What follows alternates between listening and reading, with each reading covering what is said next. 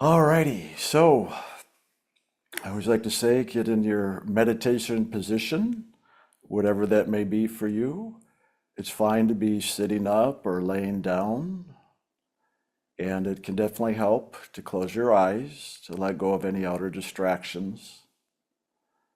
And also, as a reminder, it's good to have your cell phones off, just to create an outer environment that supports you to go within. So having that quiet outer environment without distractions. So just take a few moments to check your phones or do whatever you need.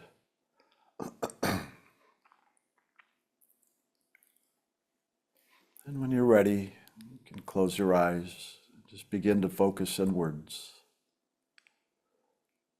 We like to focus our attention at the seat of the soul, that spiritualized center that resides above the eyebrows, towards the top and the center of the head.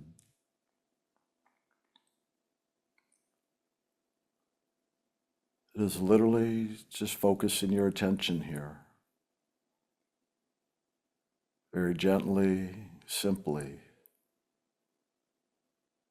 We like to say inwards and upwards, for this is a place in which our soul resides, and it is the doorway by which we, the soul, enter and leave this physical consciousness.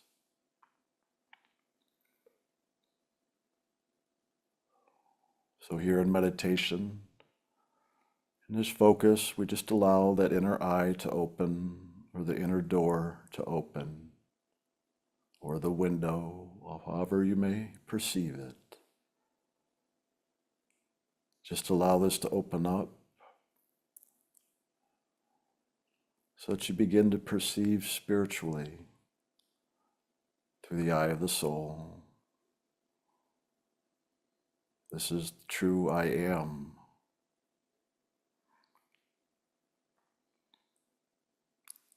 So move into that place of the observer, the truth of who you are, the one that is observing your physical experience, your imaginational experience, your emotional experience, and even the one who's observing your thoughts.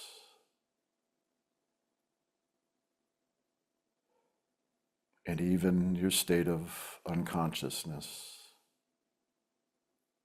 For the more we become awake and aware of who we are as that observer, the more we come to know the truth of who we are as a divine, living, loving essence of God. And all we have to do is give it attention and then open up to the loving. For who we are truly is loving, as is said, that living, loving essence of God. And look upwards. Look up in that inner spiritual sky, where you begin to direct your attention even beyond yourself and towards that source of loving itself that we call God. Looking for that inner light and listening for the inner sound of that voice of God as God speaks to each of us.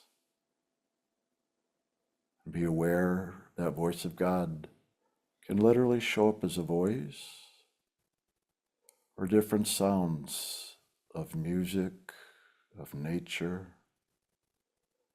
There's different frequencies, even a high-pitched ringing you might hear within your head or ears can often be that sound of spirit speaking to us, bringing and calling our attention to go within, to awaken to that divine essence of who we are.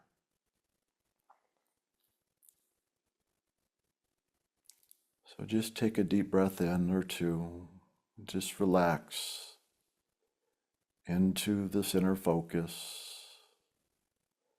into that place of observation, of listening and watching the inner light and the inner sound of God's loving.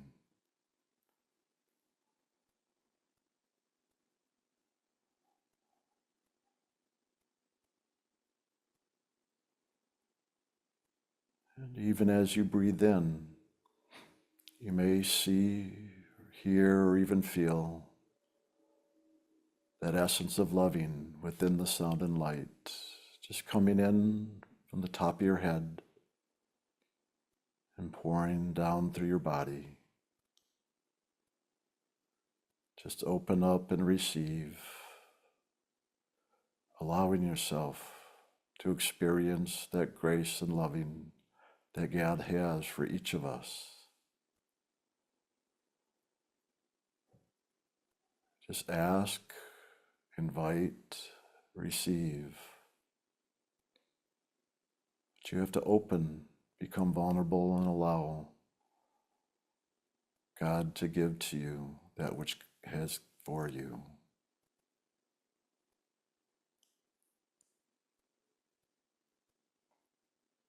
So just breathe it in and breathe it out. On the in breath, you can breathe in that loving, and the out breath, breathe out the loving, so that it becomes a flow like a river, so that that river of loving just flows through us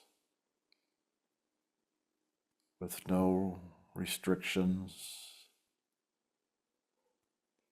no hesitations, just a free flowing of loving.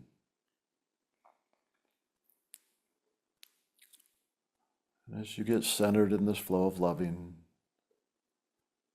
just continue to relax and let it fill you, just every part of your beingness, as you continue to expand and receive more and more loving, that it fills you within and around you, so that it's overflowing into your aura and into the world around you,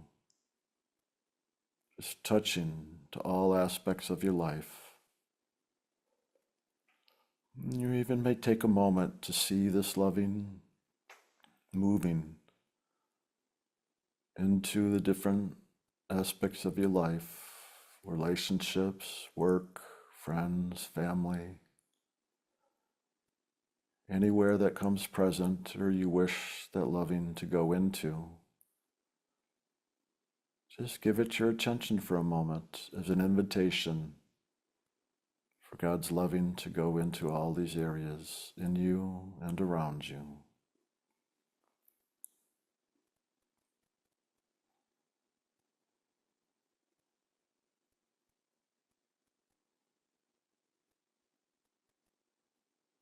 And if there's something specific in your life you wish God's loving to go to, just ask and give it up to God and let it go, knowing that God will take care of it and you can let go of any concerns or attachments.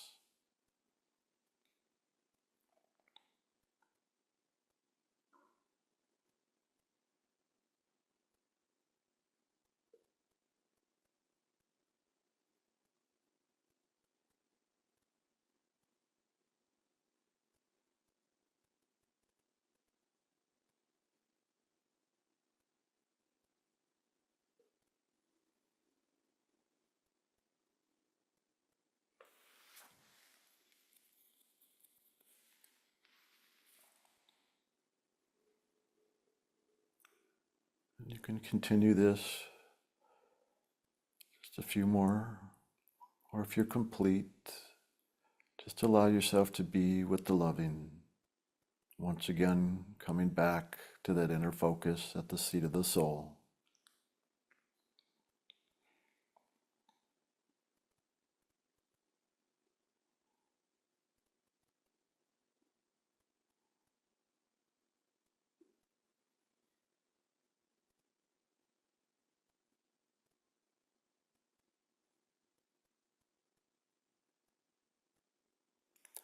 Just allowing the loving to bring peace, to bring completion, to bring freedom and fulfillment, so that all aspects of your life come to a greater fulfillment and completion that you may continue moving forward and higher into your spiritual awakening as your focus becomes more about spirit and God and your soul, as you let go of any concerns, fears, or attachments in the world. And even if it's just your own thoughts or fantasies or how you feel, let the loving go into these areas as well as you just let go and let God.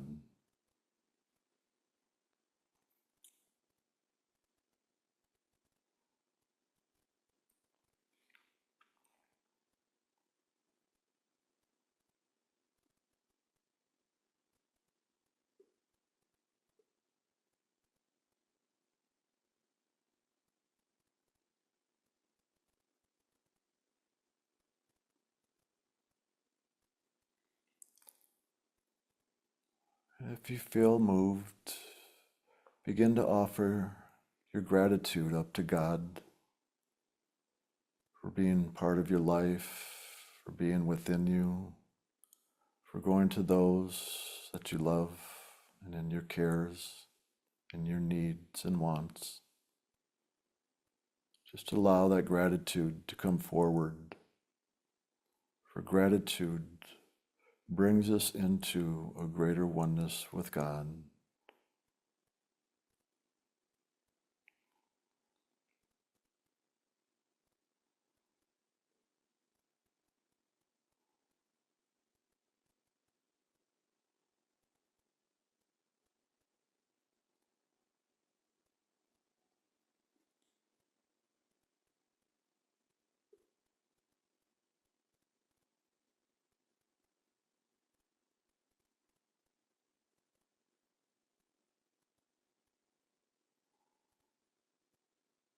Just allowing that gratitude and loving to lift you up, to free you of all the lower, to be able to go higher now into more of the spiritual essence of who you are. Allowing God's loving to lift you as you begin to now focus upwards within yourself, letting go of all we've just done, knowing it's complete and fulfilled for this time. As we now focus our attention upwards towards God directly, you may begin to see even that inner light that often appears as a golden white or purple or possibly even blue or pink. But just begin to direct your attention upwards now to the source of this loving. It's often seen as an inner light, or maybe even the face of a radiant being of sound and light.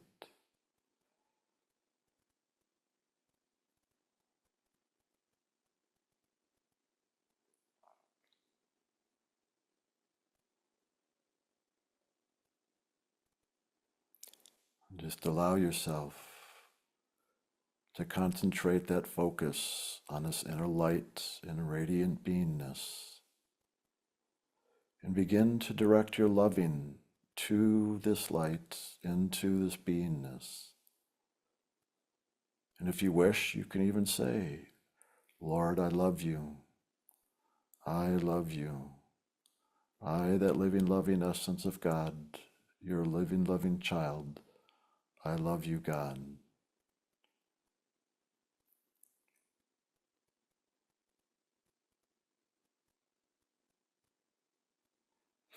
And if there's no words, let it be your intention, your thoughts, your feelings, your inner knowing. Just let all of your beingness to focus your loving towards God.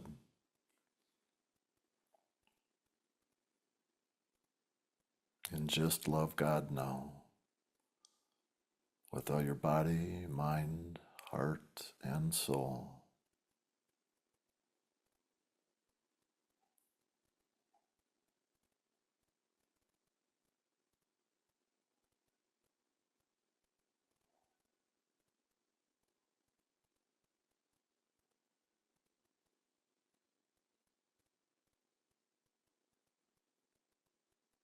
more we love God, the more room it even creates to receive God's loving for us.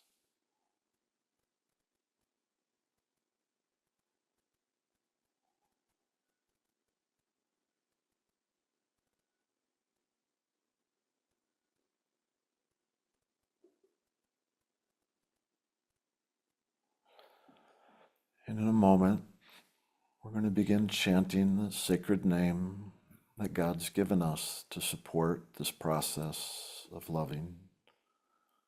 That name is the hue, just as in the word human. The hue is that God essence within man, and that is the truth of who we are. So as we chant the hue, and this can be done out loud or silently within, as we chant the hue while holding this inner focus, it begins to awaken us more and more into our oneness with God. So in your own way at home, you're welcome to chant out loud or chant silently within. But we're going to move into a time of silence where you can begin chanting, as we say, singing that song of love. And for those of you that have been initiated and received the unspoken names of God, you can chant those as well, silently within. So as we move into this time of silence, continue sharing your love with God and chanting the sacred name, and also receive God's loving once again for you. But allow it to unfold in your own rhythm, your own pace, that giving and receiving, moving into a greater experience of loving. And so we'll move into the sacred silence now, continuing the process.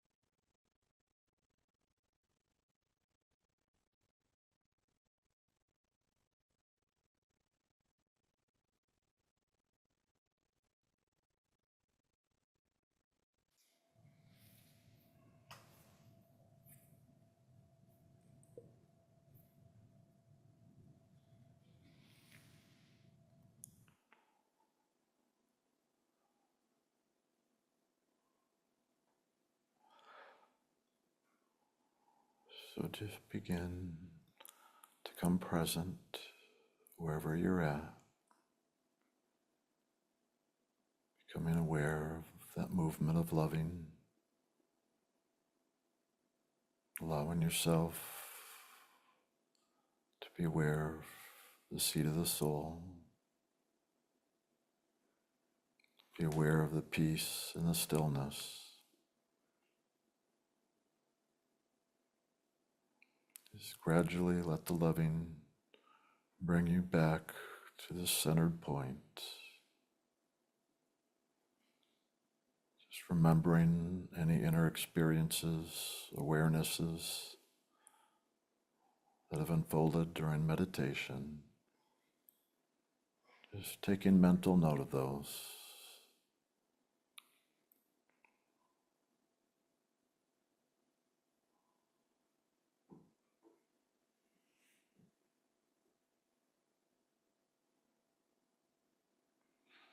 And once again, just opening and allowing that loving to move from the top of your head down throughout your body.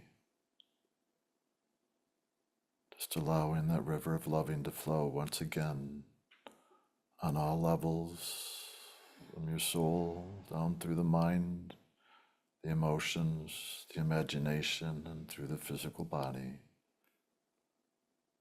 So it's one flow of loving with no separation, where everything is in alignment and balance and harmony. Just breathe it in and breathe it out.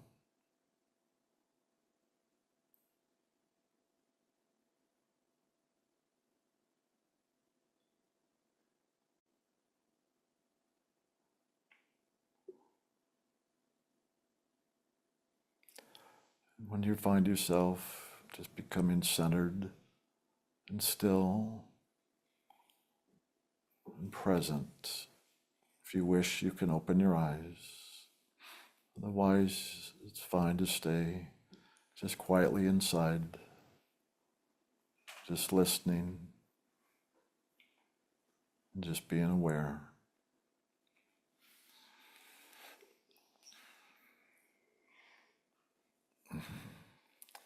So I'm going to share a little bit as a reminder of what we're doing here in ILM as the spiritual pathway, okay? Because we often hear of, spiritual pathway, but what really is that? So I'm going to just give more of probably like a brief overview or summary as a reminder. A lot of what we teach here in Inner Light Ministries of what we call the path of sun and light, or the path of the Holy Spirit, the path of loving, or sometimes referred to as soul transcendence, moving into soul consciousness, God consciousness. There's all kinds of ways to describe it. But it is a spiritual pathway that is a journey that we're on here, okay? So we find ourselves in this physical creation. Let's just call it, for lack of better understanding, a starting point, because the true starting point's in the heart of God, okay? But I'm not going to talk about it from that perspective today. I'm going to talk about it more from the perspective of the physical level and our journey back to the heart of God as a journey, as a pathway, and moving through what we've described over the years, the different inner realms, all right? So the action that we teach here of meditation is the primary and core action that is important to understand, that is the real tool, if you will, but it's also been called the way, or really how we walk the path that we're doing spiritually here. And that path is really a way of loving. It is purely and simply loving in its truest, purest form. Just loving, loving, loving. The essence of life, the essence of spirit, the essence of God is pure loving. And that is the way. In the meditation we teach, and like what we just did here today, is that way of getting in touch with loving, to awaken to that loving. Because to really walk the spiritual pathway, we've got to awaken to that loving essence and what that is within us. So we've got to come to at least a level of some kind of knowing or understanding, or at the very least, some level of awareness of what that is. But even if we're not sure what it is, just even having the intention, the curiosity, the desire, the wanting to know that something stirs within us, that's important, because if that's not inside of us, we're not going to even be interested in this, let alone even listening to this talk. Won't even be part of our awareness in the least bit, right? Because it's not, some people can say it's not time yet. We've got more lessons to learn in the world before we're ready to look truly at this spiritual journey. Well, yeah, there's truth to all of that. And so those of you here, though, listening, that are looking to more now that spiritual action and why you're participating in what we share here, we try to do what we can to help bring understanding to that. So of course, in this process, we need what we would call a teacher or a guide, or some people like to say mentor, whatever term you call it. That's kind of what Jim and I are here, and what we do is to be that guide or teacher or mentor in a way to help share about this pathway, this spiritual journey of awakening back into the heart of God. Okay. So the meditation that we teach one that's been known throughout all the ages, although in a lot of ways it's been hidden, or kind of, I like to say, behind the scenes. But, it's been in every major religion, how it started as an origin point, so it's been spoken of. But it's often been misrepresented or twisted, or certain actions of the teachings lost over time, and then the mind of man comes in and makes up all these rules that are really more of the mind in the world. So we try to really focus on the pure essence, the truth of the inner way, nothing to do with the world. Okay, so that's one thing I want to say as well here, that what we share is nothing to do with the world. This is not an outer physical action. This is truly an inner spiritual action that this pathway is. Our outer life, we can look to as an outer reflection, that when we approach it from that inner perspective, it can help to reveal to us that which is unfolding within us. It can help stir within us, bring awarenesses, so that we have greater clarity of what is going on inside of us, not just physically and biologically, but also what's going on in our emotions, what's going on in our thoughts, what's going on in our imagination, what's in the unconscious, subconscious, all these levels we hear and are part of our daily life. But we really want to reach beyond all that, right, into the soul. That's why we start here in our meditation at the seat of the soul, as we call it, because this is the highest level here in the physical. It's at the top of the head here, right? So we want to really start with the soul, which is that pure essence of God's loving, individualized as that divine spark or child of God that we each are. But that divine spark has a journey of experience to walk through. And that's what we're doing here in this physical life. But when we get on what we call the spiritual pathway, we're now going to be on a journey beyond just the physical experience. And that takes place all the time, mostly unconsciously.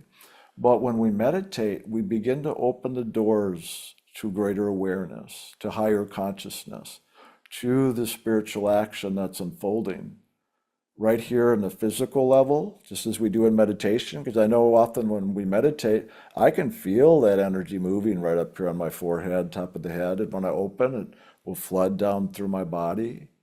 And I'll even see it sometimes move into the world around me and actually affect certain things.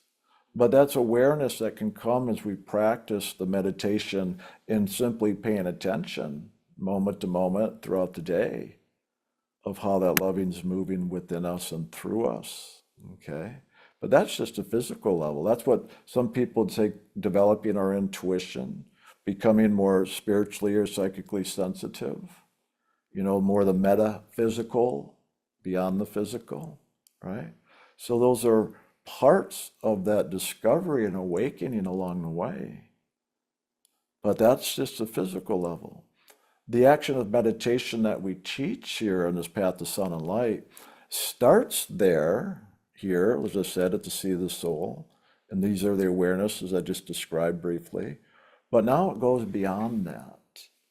And it can only take place truly as an action within us spiritually.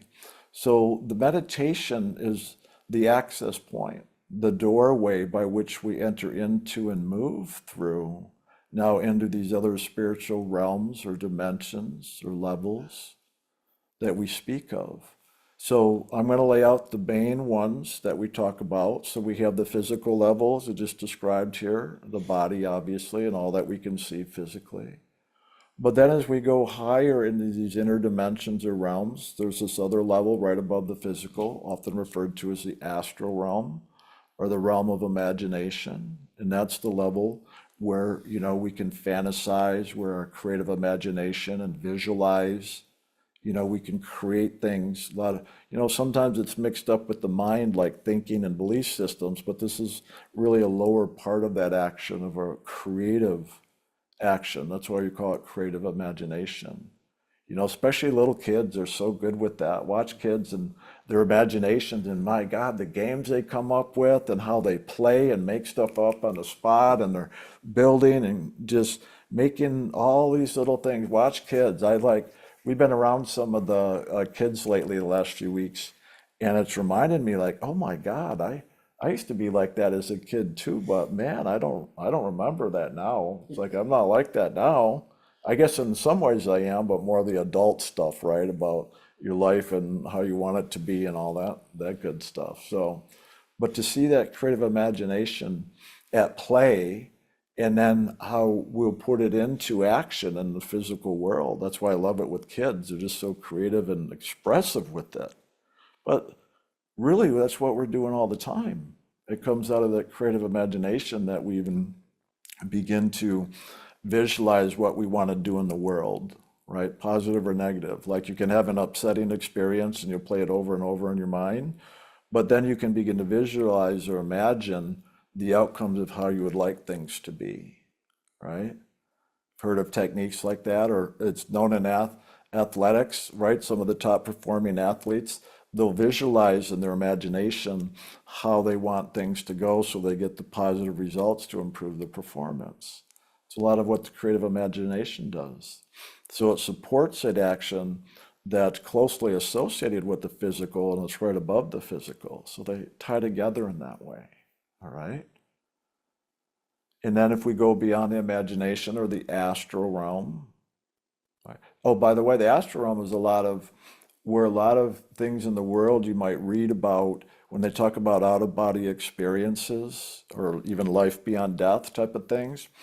That's often where people will get in touch with that and aware. Like somebody can be, you've heard of experiences maybe of near-death experiences where people have described dying like on an operating table, and there they are floating above their body in the doctor's, an operating room, working on them or something. Those stories are common out there. That's that out of body that we could often see the astral level that's just right above the physical, that's still so connected, it kind of overlaps into the physical. But that's what we could call the astral body, where the soul is more awake to that astral level and experiencing and witnessing there. But that's also a level that, just like I said, the imagination we can do here, well, on those levels, that's where you see that creative imagination at real work, where you are literally, I like to say it's like going into a movie. You can watch like a movie screen and watch it, you're just an observer, but out of body or being in the astral body experiencing it's like going into it and now experiencing it yourself, right?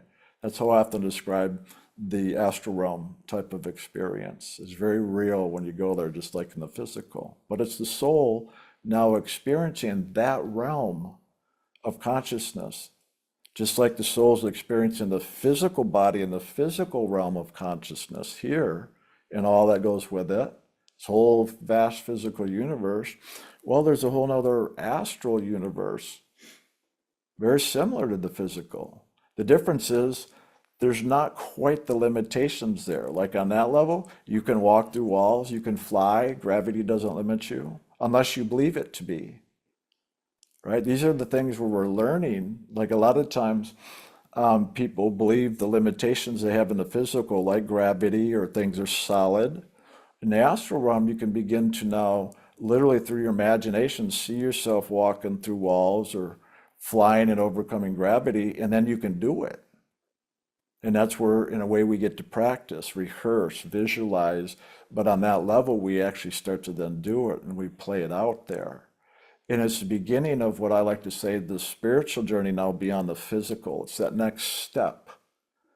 Now, that as we practice the meditation here in the physical, as we now go up to the next level of the astral, there are certain things that'll start to unfold where we begin to realize there's something beyond the physical that is less restricted than the physical. And those are a couple of my favorite. You start to see things are not necessarily solid, that you can go through them, including the ground, including swimming or flying underwater and being able to breathe, and let alone the act of flying itself, where you don't have gravity that limits you. You can just visualize flying and you'll take off flying.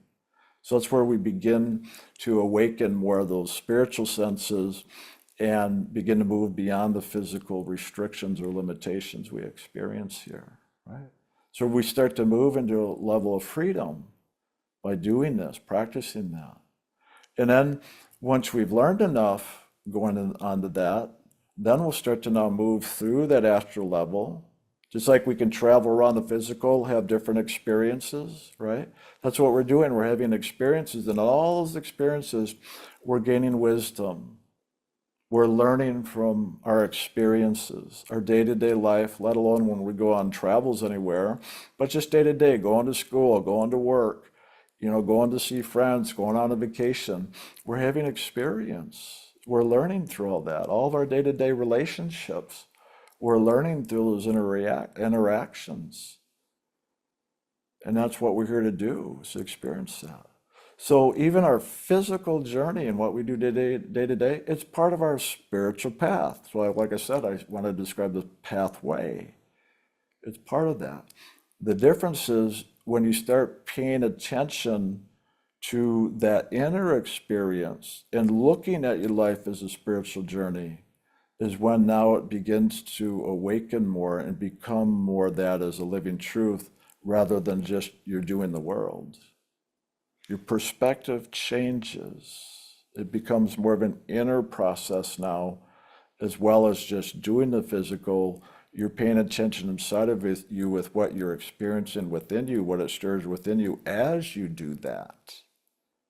Okay? And the same thing goes now, as I said, as we go into the astral realm, right? And then as we keep going through that and have all these imaginative experiences or astral experiences, eventually we move high enough through that. Just like the physical realm, we have this atmosphere, right? I don't know how high it goes up, but the higher you go, then the oxygen gets thinner, and then the ozone layer and the what's it called? The layer around the earth, I forget, that protects the whole earth. I don't know why the word's avoiding me at the moment. I'm calling it the ozone layer, but it's something else, you guys know. But that layer around the earth that curates all the oxygen we can breathe and live here, and beyond that, there's no oxygen, right? And beyond that, there's no gravity. So just like in the physical level, we've got the layers above the planet, and the higher you go, you're not as limited. There's not the gravity, but there's not the oxygen. It's a different experience. And as you go farther out, beyond that, you get beyond even the gravitational pull like the sun, and out farther beyond the solar system. So you've got all these things that change the further you go away from the physical level. That's what I'm trying to get at. So just like we can see that here physically, well, that's true of the spiritual journey. So as I was saying, as we go into the astral, well, that's like rising above, the stratosphere of the earth, where now we're not limited by the gravity or the laws of the physical earth, but now there's different principles or laws that exist beyond the earth. So in other words, there's different principles and laws that exist in these different realms. Like in the astral, it's less restricted. There's more freedom or movement. And so as we keep going higher, there's the next level above that called the causal realm. that we referred to as the realm of emotion. That's really more of that emotional level where we get in touch. I like to say it's right the energy and motion, emotion. And that often can be seen as like water. You know, that's like when people get sad or they have tears, the tears come out of often the water from that. So emotions are sometimes associated, like what water signs, Aquarian stuff or something like that. I don't know enough about astrology and all that, but the water signs, often the emotions, but just the emotions, how we can be happy, sad, angry, joyful, right? All the ups and downs in the emotions. And it's so simple, right, to trigger that through some physical experience. And look, even through our imagination, just think about it. When you can visualize things, you can trigger different emotional states. You can, by your fantasizing or going over stuff over and over, you can bring yourself down into a negative, angry, sad, depressed state, or you can visualize things and bring yourself up to a happy, joyful, or peaceful place, right? So you can move those emotions up and down, but that's often what they're like. They're like, you know, being on the surface of the ocean and the waves and the currents moving us around. But we can often direct a lot of that through the imagination, but as well as through our thoughts. That's above that now. But as we move through these realms in the action of meditation on our spiritual journey, we're going to move through these different parts of consciousness. And even though we're experiencing them all simultaneously, at times we'll be more in that essence of just one of those realms or just one of those aspects such as the emotions. So that as we do, we come to greater understanding, fulfillment through our direct experience of that. You know, and if you're not one who has what I'd call meditation experiences or even dreams that much that you remember, you may begin to have some things to begin to wake this up in you. Or if you don't have those, just in your day-to-day life, you may become more aware of your emotional states and what affects you or triggers you. Like, or you go through phases like, why am I crying so much? Or you go, wow, I haven't cried in so long. What's going on? Am I frozen? Am I numb in the emotions? You know, type of thing.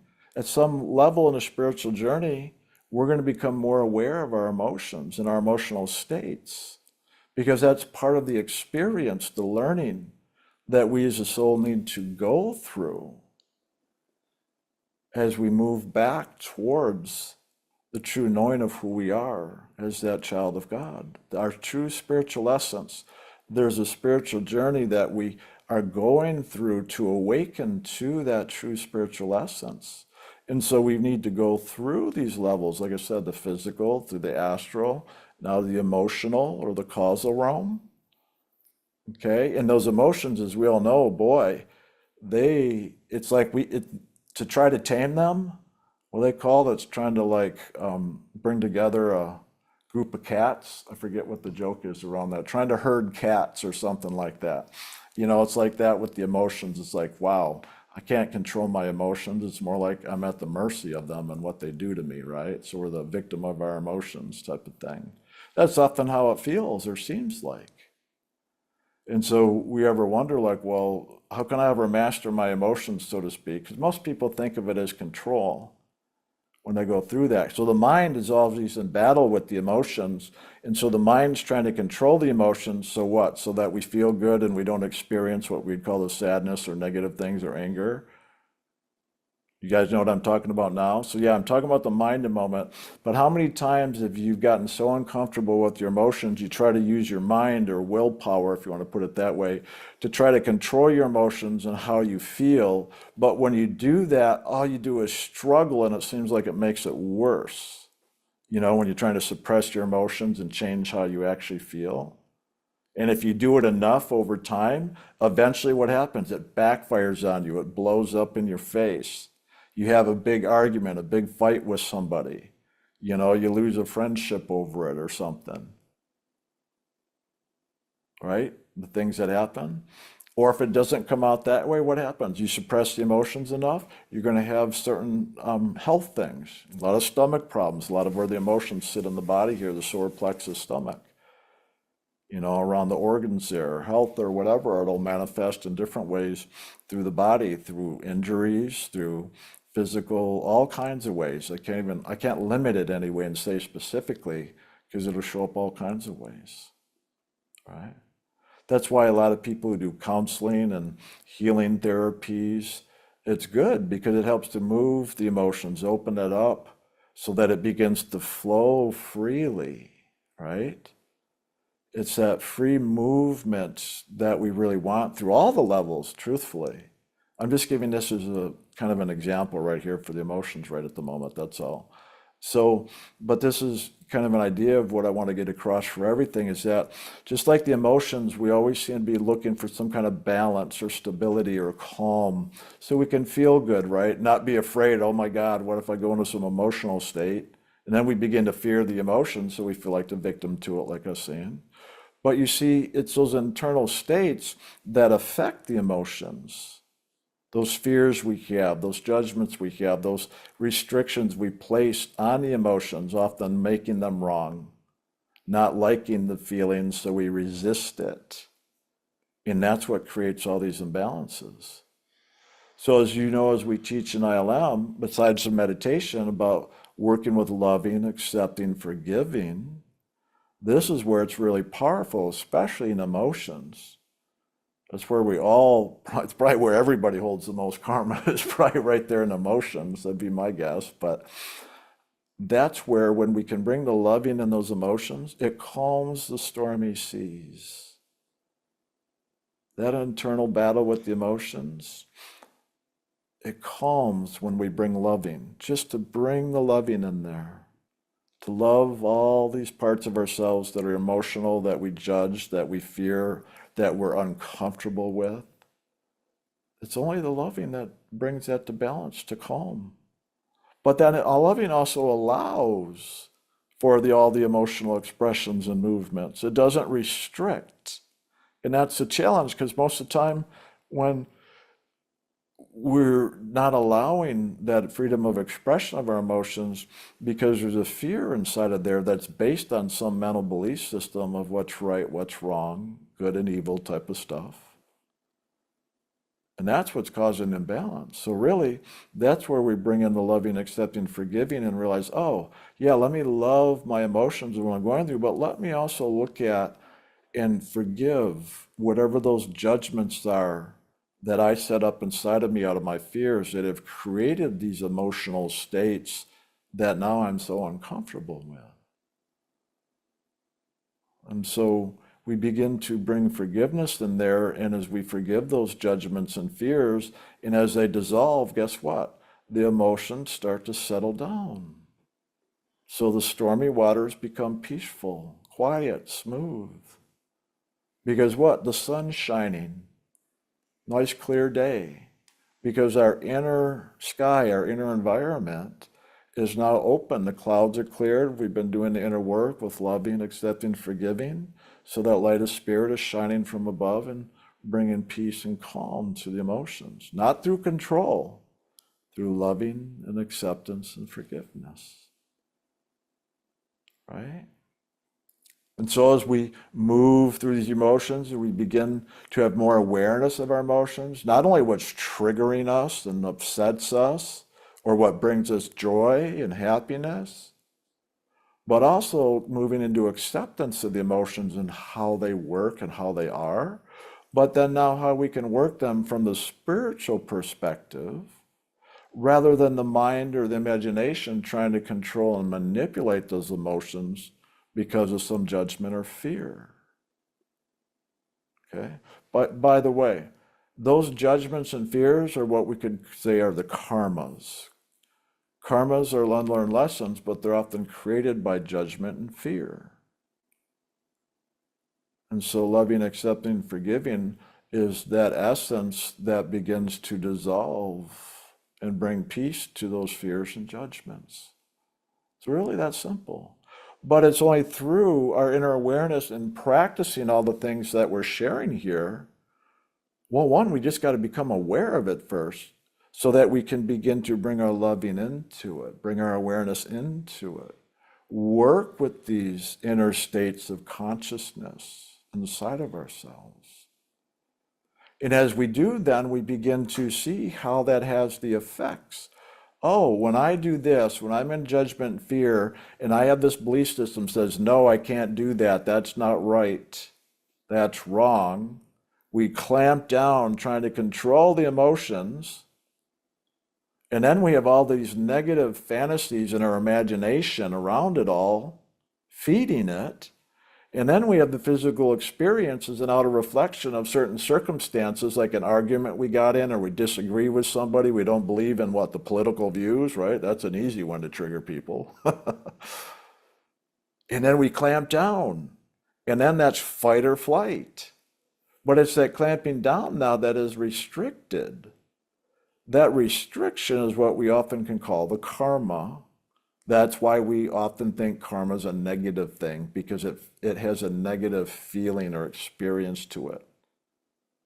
It's not truly negative. I like to say this over and over. It's my fun one is it's an opportunity for learning, right? It really is. But when we judge it as a negative, that clamping down, well, it feels that way because it's painful, it's disturbing. Well, what do you do with that then? Well, I pry the fingers off and I persuade, I manipulate, I convince through my righteousness. That's how I make it right and change it all. Well, that's a lot of what people do, right? That's really a lot of what all of us do to some degree.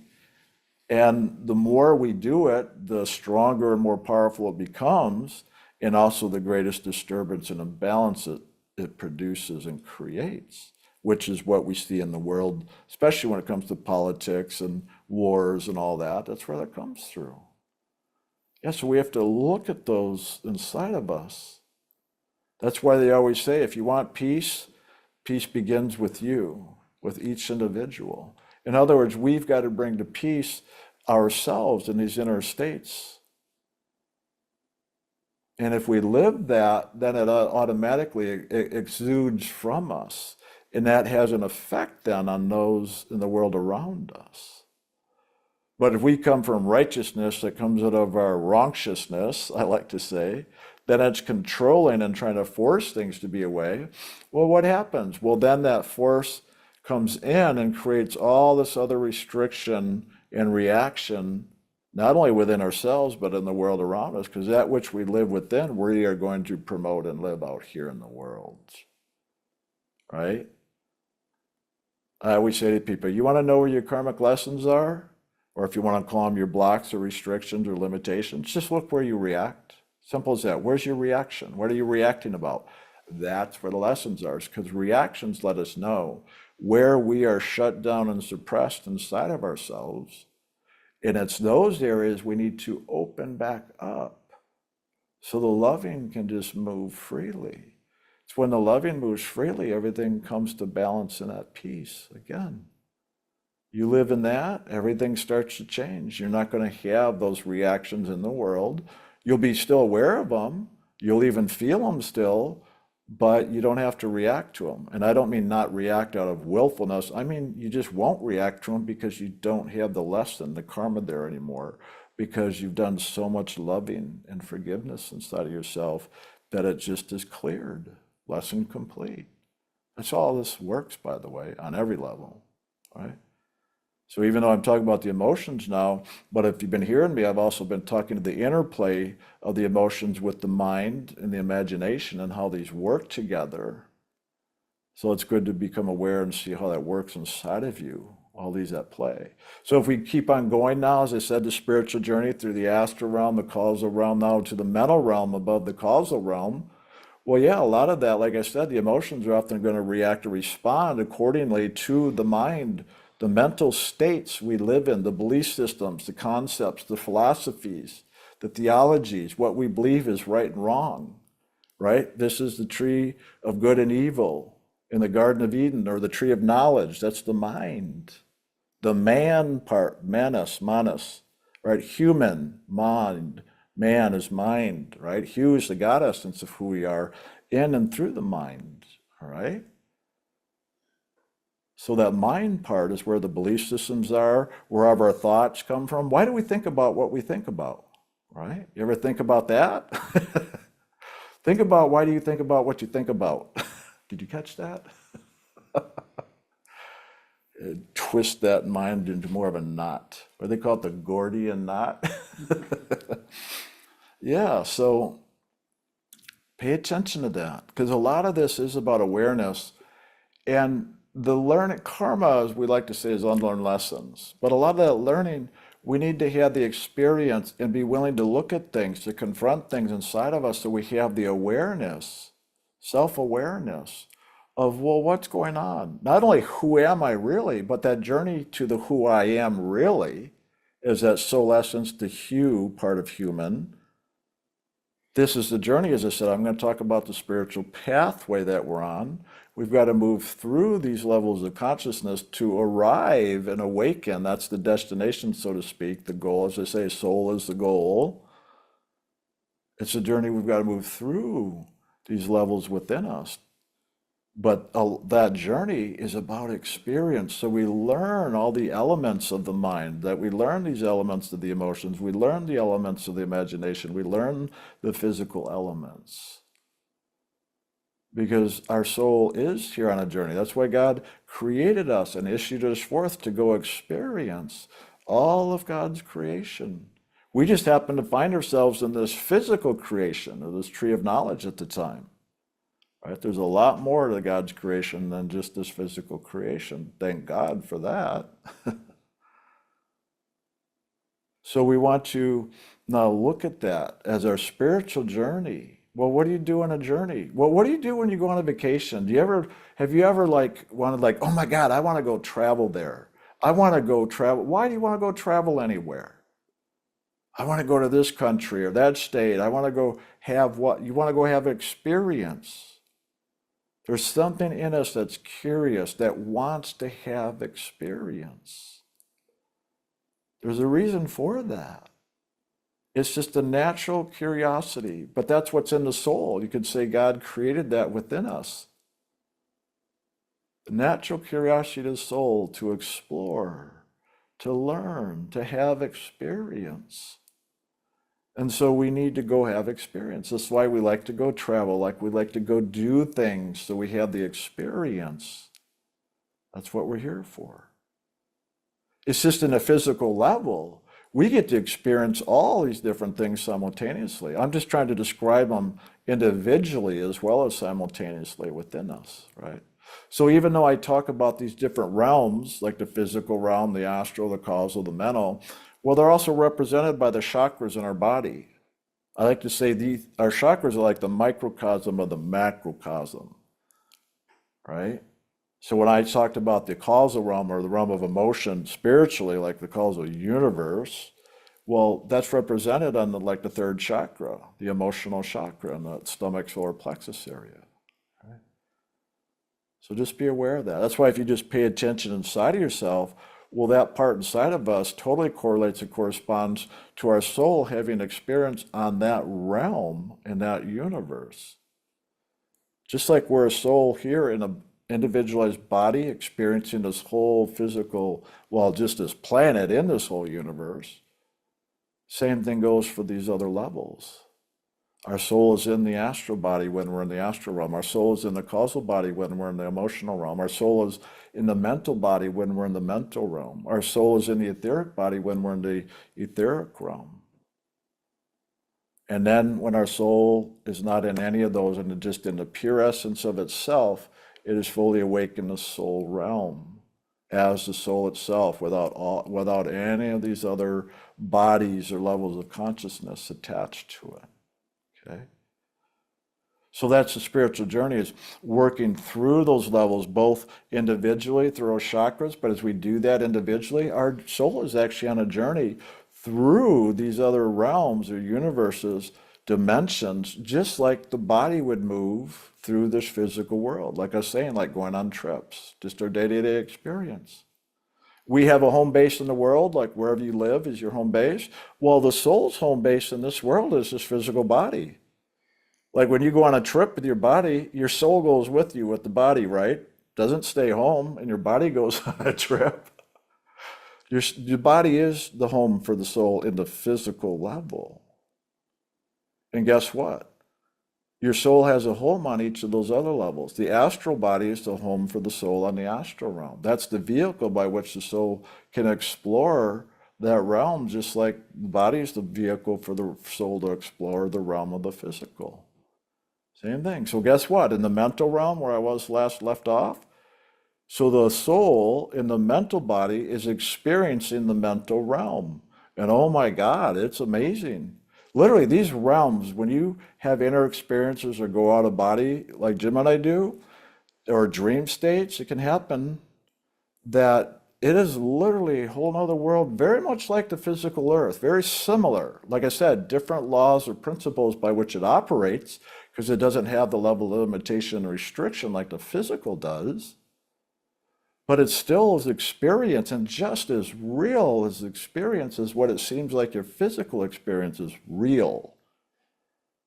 Same thing on these other realms, if you're there directly, consciously, right? But in that mental realm, well, in here in your body, you have thoughts, you have belief systems, you can think about things.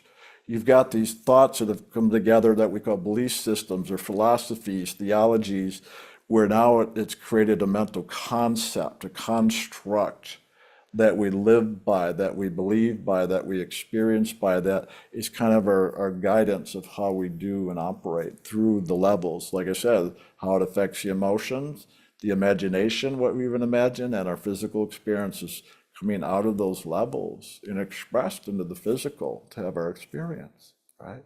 So as we continue this inner journey through meditation and waking up, this is the spiritual pathway again, just a reminder of what this is all about. I'm talking today. Well, then when we come up to that mental realm, we can literally start to experience and go into these mental belief systems and constructs. And on these inner realms, you can often see them as buildings, like architecture. This is a lot of where, for some of you who may study some metaphysical things, when they talk about sacred geometry, that comes from this mental realm, this higher mental realm. A lot of the geometric forms and shapes, just like the math, science, and geometry now starts to come out of that. You know, the flower of life, the different, whatever call it the platonic solids even, comes out of geometry that creates now even the solid things like on the periodic table. This is a science. Well, it comes out of the mind. But as you go, if you have inner experience direct in those realms, you actually can start to witness and see these different things on that level. In this level in our body, we just have it as thoughts, ideas, right? They just show up, or we get what we call mental or intellectual knowledge or understanding that now we can begin to communicate, write about, express in some way. Right? So it's creative in the way I'm talking about it now, right? Because this is where it starts in the mind. And then as it filters through the emotions, we start getting enthusiasm or energy and motion that moves it into the imagination to give it more form and structure as we imagine how now we can really develop and express it. And into the physical, that's why architecture is great, right? Because then now you can make a blueprint, which is kind of what the astral realm is, like a blueprint for the physical. And then if you're like an architect, you can design it and get builders and literally build it, right? That's literally a lot of what's been happening. And so that mind is that place where things are mentally constructed. And yes, I'm talking in a creative way, like building a home or a building right now, but it's also where we mentally construct these belief systems of right and wrong and good and evil. And that's what runs our life. Is when we live according to those belief systems. And that's not to say any of them are good or bad, because there are definitely belief systems most of us would think are bad, and there are belief systems most of us think are good. And that often is what religion often will describe of what's good and bad, right? So we become conscientious. Oh, I'm a good person, I'm a bad person. This is right, this is wrong. But in looking at that as part of our spiritual journey or the spiritual path that we're on, we need to begin to look at these and become more aware and understand, oh my gosh, this is all a concept of the mind. So if it's in the mind, well, I can change my mind, right? It's not really changing your mind, I guess. I guess it's changing your thoughts and beliefs in your mind. That's right. So here's the idea. So as we continue the spiritual journey, well, what I said earlier with loving, accepting, forgiving, well, I brought that in around the emotions when it goes through its process. But it's the mind that either constricts and restricts or opens up and allows greater freedom of expression of the emotions. Well, now if we work that in the mind, that's where we begin to look at our belief systems and thoughts and go, wow, that's what we could call a negative belief system or a restricting or limiting belief system that holds me back from my greater freedom, from my greater expression. Those are the things that where we begin to really create a place of healing or balancing or opening. You know, they always say it takes an open mind. Well, yeah, we got to open the mind to what? To that loving of spirit. Loving has no restrictions, completely free, nothing, no concepts, no limitations, no expectations, no right and wrong. That's the purity of loving that God is. It's the mind that makes the right and wrong. So we've got to look at that and begin to see what are we doing in ourselves as the right and wrongs. And that's always going to be based on some type of a fear and a judgment of that. So if we do something wrong, there's going to be the judgment and fear around that. Like, well, oh my God, what's going to be the consequences? Punishment, right? I'm a bad person. So we'll beat ourselves up, let alone other people, or we'll do that to other people. Or if it's like, all right, yes, this is a good thing, this is right, well, then we're going to, reward that, right? The reward punishment system. That's how it operates here. Those are the laws of polarity and how that works here. It's how Lucifer kind of keeps the whole darn thing going. The creator of it all, in other words, the Lord of this creation is Lucifer, which is just a lower reflection of God. Right? Called a negative reflection of God if you want. It's based on fear rather than loving. But that mind, so as we move through there, we want to really become more aware and see, well, how am I living according to what belief systems? What are my rights and wrongs? What are my judgments and fears? And begin to become more aware of how those limit us, that how those hold us back, how that suppresses us. Because we live according to that, right? So that's part of the learning. But the thing is, it's not just about learning and seeing what that is through awareness, but it's part of it. But here's the simple thing. You don't have to fully understand or know all this inside of yourself, right? There's these sayings like, know thyself, but there's also to thine own self be true. Those phrases come out of that. But see, we're getting to know these different selves. Like I said, we have a physical self, imaginational self, emotional self, mental self. Well, there's the soul self. So now it's like, well, which self do I really want to live that's going to express through all these levels? So if we're going to choose to live by the mental self, we're like, oh, I'm choosing to live by these limitations or limiting beliefs or expansive beliefs if you want, but it's really more open your mind to let the loving in. This is why we always bring in loving, accepting, forgiving, to forgive ourselves for those judgments and fears, to open the mind and to love all of these parts of ourselves, all these belief systems. Just like I was saying for the emotions, same thing here, love those aspects of the mind and those beliefs. Right? But here's the key in all this. We've got to awaken to loving itself to even do that, to be able to allow it. That's what the meditation's about. That's why the meditation is key. So we talk about, well, love, accept, forgive. Yeah, we use that all the time here. Well, we've got to awaken to what loving is to really be able to do that. So you could hear me talk about all I'm doing, and if we didn't have the element of meditation and loving, yeah, it could all sound great, but well, you're saying to love the mind to open it up. Well, how do you do that if you don't know what loving is? That's why the meditation is the key core action in all of the spiritual journey, the spiritual pathway. That's why we start every class with the meditation before we go into all these sharings. Because from there, everything comes out of the loving, through the loving, with the loving. So we've got to awaken to what loving itself is, that essence of God, that spirit, our soul, all of it. That's what the meditation does. Meditation is that very action that opens us to that awareness and experience and knowing of who we are, what loving is, what spirit is, what God is, all of that.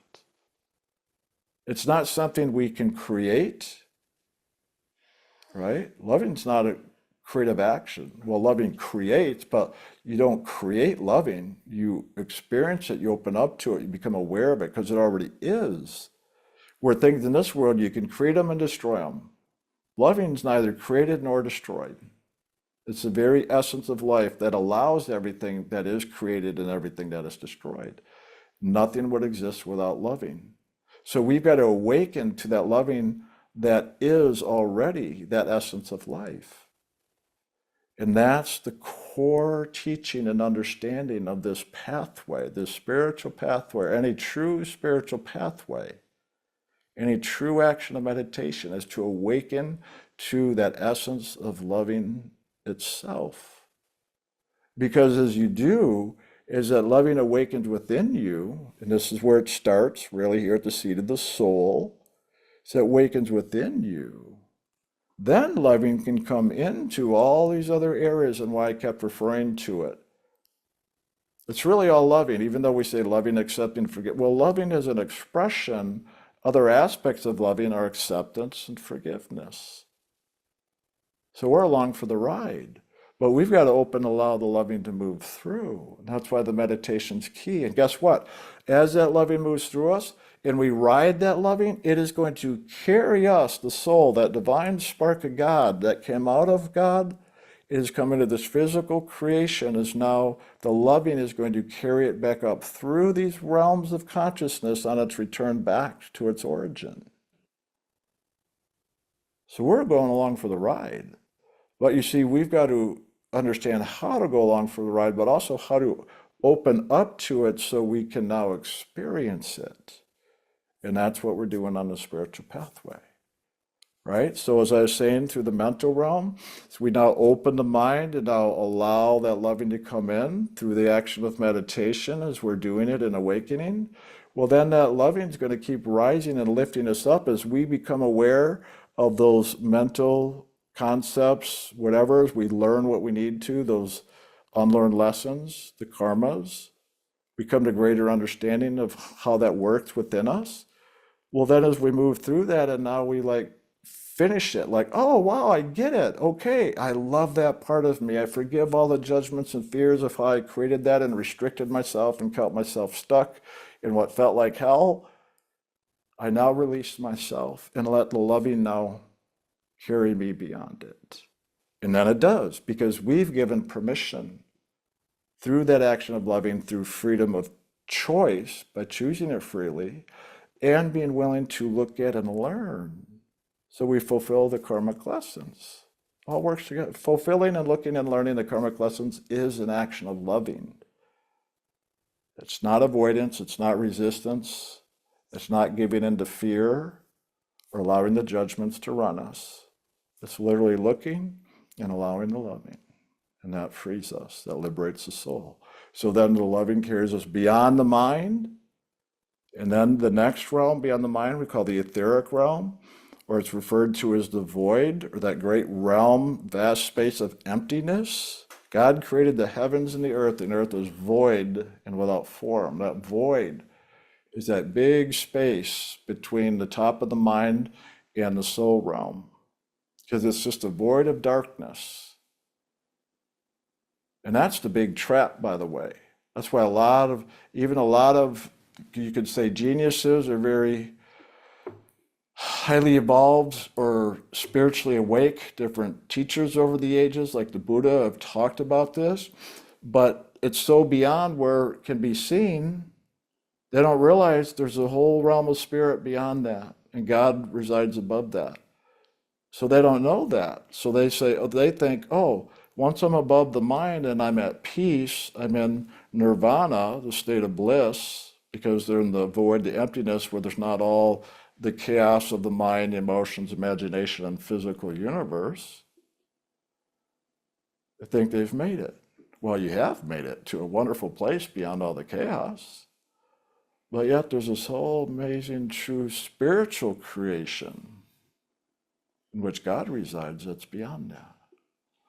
But here's the big challenge that a lot of people don't understand on any spiritual pathway, is that it really always takes an awakened soul that has the knowing through their experience of what's beyond the void to be able to share the information, as well as to be able to share the meditation technique in action, to be able to awaken through this, or as we like to say, get liberated from it, and now transcend it. Soul transcendence, to transcend and go above this physical creation completely.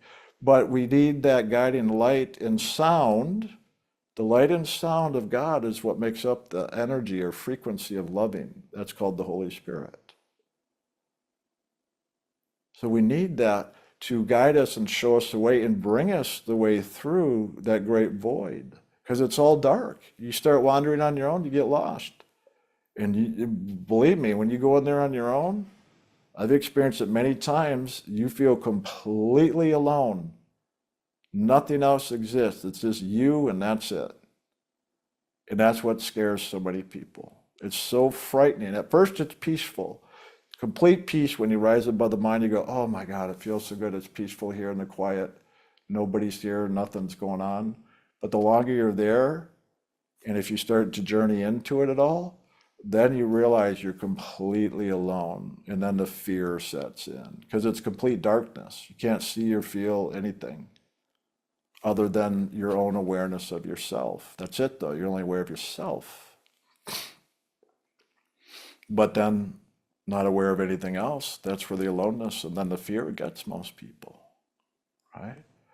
But if we are walking a true spiritual pathway, such as the path to sound and light, where we have a teacher that has walked that journey, knows the journey, is awake and knows the spiritual realms and the truth of who they are, if they're one that God has sent back to teach that way and give that meditation technique and teachings to assist others that are drawn to this, well, that's how that happens. There's an inner knowing in us. When it's time, it begins to stir. And we find ourselves curious, interested, drawn, wanting to know, longing to know about this journey, but really about, well, where did I really come from? Where am I going? How can I get there? What do I need to do? Well, that's what we're doing here. So to get through that etheric realm, then, we need that guide. We need that light and sound of God and the one who can show us the way. Well, the real one's the Holy Spirit, but that action of the Holy Spirit works in and through a spiritual teacher that is a conscious soul that knows their oneness with God. Just like the teachers you've heard over the ages, whether it's Jesus, and I like to say the biblical characters from way back to Isaiah, Moses, whatever on through, to other more recent ones like Rumi, Kabir, Gibran, and there's many that we've known and a whole lot more that nobody knows about that haven't had their written recorded history. Okay. So what happens is that spiritually, God will bring those souls that are ready to walk this pathway to, see, there's that spiritual, people call it what? Spiritual guidance. Got your guides, your helpers, your angels, whatever you want to call them, that through that action of loving or the Spirit of God, that'll help move you towards a place in the world, somebody who knows and shares about that. That's what we're doing here. That's why those of you who've been brought here, are interested. That's how it happens. It's that movement of loving bringing you so you have a physical reference in this world where that action is taking place and where you can be given now those keys, those techniques, those principles by which to walk this spiritual journey yourself and have the support. You're not alone.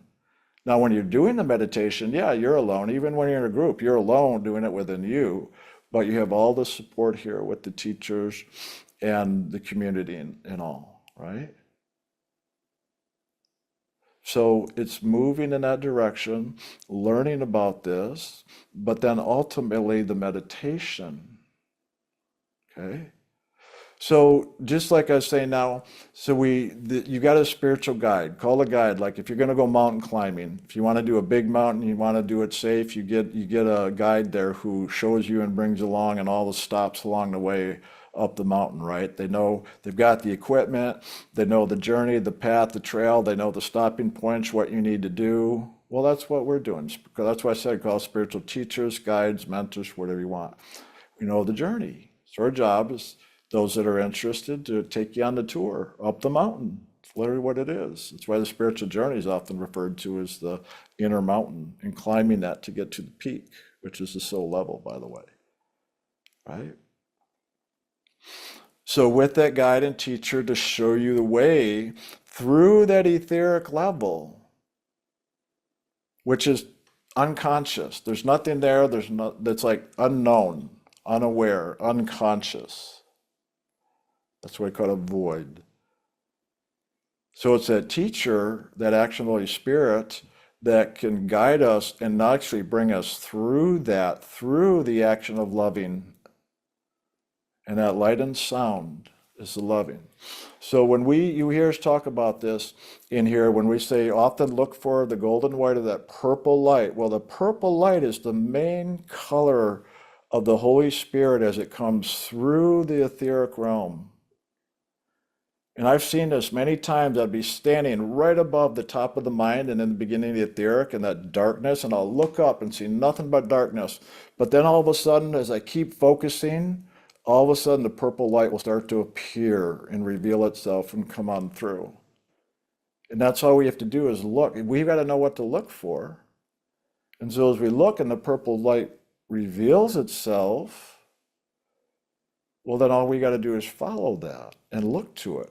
And as we look up, it'll pull us up. It'll actually bring us up into the purple light, and the purple light will actually carry us through that etheric realm. Sometimes just the purple light itself. Other times it can even show up as like a train. Literally, I've seen it. Like we like the movie Polar Express, that Christmas movie. That's a good outer reflection of the Polar Express, the soul train, I like to call it, that goes through this journey through the realms and through all the different levels to the North Pole. And I love it because even they go over this ice lake in there, that's like, a different part of the consciousness. And they go up a mountain to the North Pole, which is representative of the North Star or the soul realm.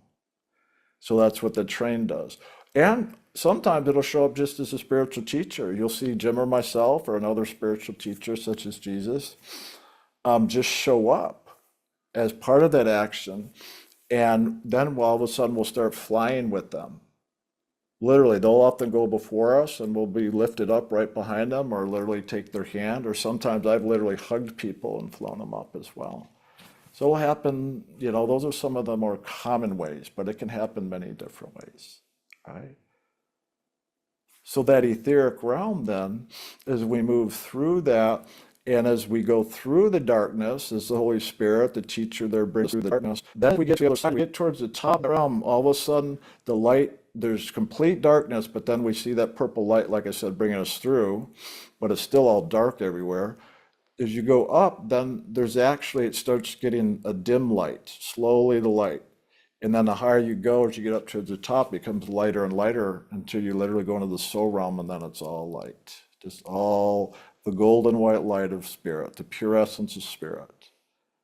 And that's what the purple light does. The purple light brings us into the white light, just like the prism, the rainbow here. Out of the white light comes what?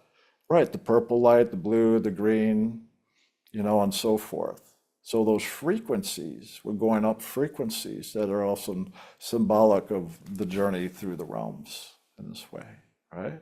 So that brings us into, it's literally the Holy Spirit we need to, especially a lot of people through self-awareness, but still often takes a meditative technique, but a lot of self-awareness type of techniques, people can even get up into the mind, right? Like I said, a lot of Buddhist traditions, a lot of Zen type of stuff and other things will bring people up to the mind, but to get beyond the mind is where we truly need the action of the Holy Spirit, the teacher that teaches the path of sound and light specifically. Because with that purple light, there's also the sound, and that's what we call the audible life stream of the true action of the voice of God, the Holy Spirit. It is the sound and the light together, the true essence of it, that make up loving, that bring the soul home. And so that carries us now into the soul realm. In that soul realm, when we arrive there, we only arrive there because now through the grace of that loving, the Holy Spirit, and that we've been willing to walk through our journey to have the experiences we need to learn what we needed to learn, in other words, have the experience we needed to have, we have fulfilled. Because we let go of our resistance, we let go of our judgments, we let go of our fears, we allowed the process, we gave ourselves permission, we stopped holding back, we stopped suppressing ourselves and others. We gave ourselves freedom. This is what it is. We need to give ourselves freedom through self-love, self-acceptance, self-forgiveness that opens us up to give God permission to come in now and lift us up and bring us home. So it's us and God. It's a partnership. That's why it's a co-creator.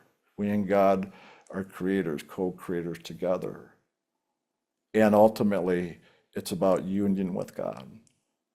All right, so that's what we're doing. We come up into the soul realm then. We have freed ourselves from the karmas, or we've learned the lessons, I said, frees us for God to bring us home to the soul realm, the realms of pure light and love and sound. And our journey continues spiritually, but that's out of the realm of darkness, beyond the fear. No darkness, no depression, no sadness, no chaos, no any of this, what we would call negative or unpleasant, all the stuff we hate here, right? None of that exists in the soul realm and beyond. Right? So that's the spiritual pathway, the journey we're on here that we teach on this path of sound and light and through the realms or different levels of consciousness. And we do it all right here, right in this physical consciousness is where it starts, but that's the process. And with that, of course, when the meditation, well, we also talk about the keys to the kingdom, or what we call the sacred name of God. We need that sacred name that is representative of the sound of God, the voice of God, the sound current. Is the light and the sound together. So I talked about the purple light like that, or the golden white, but then that sacred name is the sound frequency that the two together, the light and sound together, is what gives us the fullness of God's loving to assist us to become liberated, because it's all through loving. Like I said, a lot of what I shared today is almost like a lot of mental understanding. Here's some of the knowledge, in other words, right? But to turn the knowledge to knowing and wisdom for your experience, you've got to go have the experience, pay attention, learn and grow through it all. But for all of that to happen, we've got to have loving awakening within us, because in truth, it's the loving that reveals. It turns the information or knowledge that we share here into knowing. The loving opens it up, brings you, the soul, through the journey to have the experience, and then the knowing, the understanding, then awakens within you through all this. So it's important to know that the basis is loving. The sacred name is the keys that open the doors into each of these realms and through them. So we need those keys. We need that sound to go with the light. And together, loving then is awakened and ignited within us. That's why we even call it initiation. To initiate is to begin, to start that spiritual journey. So when we receive those sacred names as the keys to the kingdom within, that's how we begin to now walk the spiritual journey. And that pathway is all within us and through us, as I just described, through all those levels and realms. But it is all possible and done through the action of loving that the keys, the sacred name, opens the doors to. Okay, so I hope this was a good reminder, maybe a little long or boring for some of you who've been around a long time, but if there's anybody new, I hope it helps explain some things, or at least a good reminder for some of the old timers here with all this. And this is part of why we have the Q&A later as well after Jim and I share, so that we can answer, more questions people have for greater understanding and awareness, so that it supports you and you walk in your spiritual pathway, your spiritual journey of awakening and return back to God. It seems like there's a lot to it and complex, and there is, but the truth is it's very simple, because truly all we need to focus on is the loving, which is done through the meditation with the sacred name. Literally. You just do that. All these things Jim and I share, they come out of our knowing and our experience of doing all this over many, many years. And so we share, we talk about it here. So sometimes information can seem like a lot or confusing, and it takes time to get an idea or understanding of what that is. But the real key to it all is the action of loving that takes place in the meditation using the sacred name. That's why at the very core basis, we get the sacred name, we practice the meditation technique, and all the rest unfolds over time, right? So keep it simple. We like to say all the time, simple and elegant. Meditation, the sacred name is it. And then loving, accepting, forgiving as that continues to unfold. Okay? So I know I've talked a little while. I'm going to go ahead and wrap it up for me. I guess it has been a little while. You were starting to fall asleep, huh? No, not at all. Or a good meditation, at least. So I'm going to go ahead and turn it over to Jim then, if you'd like to share. Well, a couple of months ago, I was meeting with a few people, and one of them asked me a question.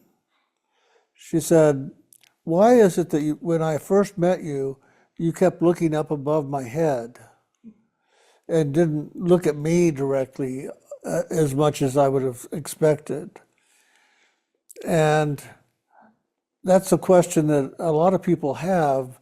They don't always ask me about it, but they wonder about it, I know. And the reason I always look at above the head of a person, especially when I'm first meeting them, is so that I get to know who they really are and where they are in their experience, life experience. We are all a divine spark of God. The soul is a divine spark of God. And that soul is on a journey. It was sent from God, by God, to go out into all of creation and have experience and learn from those experiences, and then return back into God with the fulfillment of those experiences. And so when I look above a person's head, one, I see the soul as it truly is in God itself. I see it in union. Right now, there's no separation, there's just oneness. And that is my introduction to who you really are. And in the future, whenever I talk with you, meet with you, even just see you for a moment, physically or on the phone or on the screen, the first thing I do is I see you as you really are in God and God in you and the oneness. So when I looked up the first time with her and with anyone, I see that first, and then I see where on the journey of your experience are you at now? Are you still moving down and out into the world to try to fulfill those experiences? Or are you complete in that journey and moving inward? Or are you pretty much complete in that journey and kind of wandering in the world trying to find your way out of here? And that's a big one, because there's a lot of other journeys out there that take you on a real journey of awakening, awareness, experience. But there's only one journey that takes you fully out of this creation and back into the heart of God. And that's the path that Brian and I are walking and sharing, is that pathway of light and sound. All the other journeys talk about the light, the light, the light, the light. In the Hindu religion, the light is a major part of the worship action and a major part of even the meditation action of going into the light, awakening into the light, becoming the light. But there is no real talk of sound. But we are a part of God's creation. All of us, the souls. There's everything else that exists down here doesn't really exist. It's not real. The only thing that exists here is the soul. And that is important to remember. And we are, in a sense, trapped down here by the pull of the natural flow. And we have to begin to break free of it by now beginning to look inward and upward.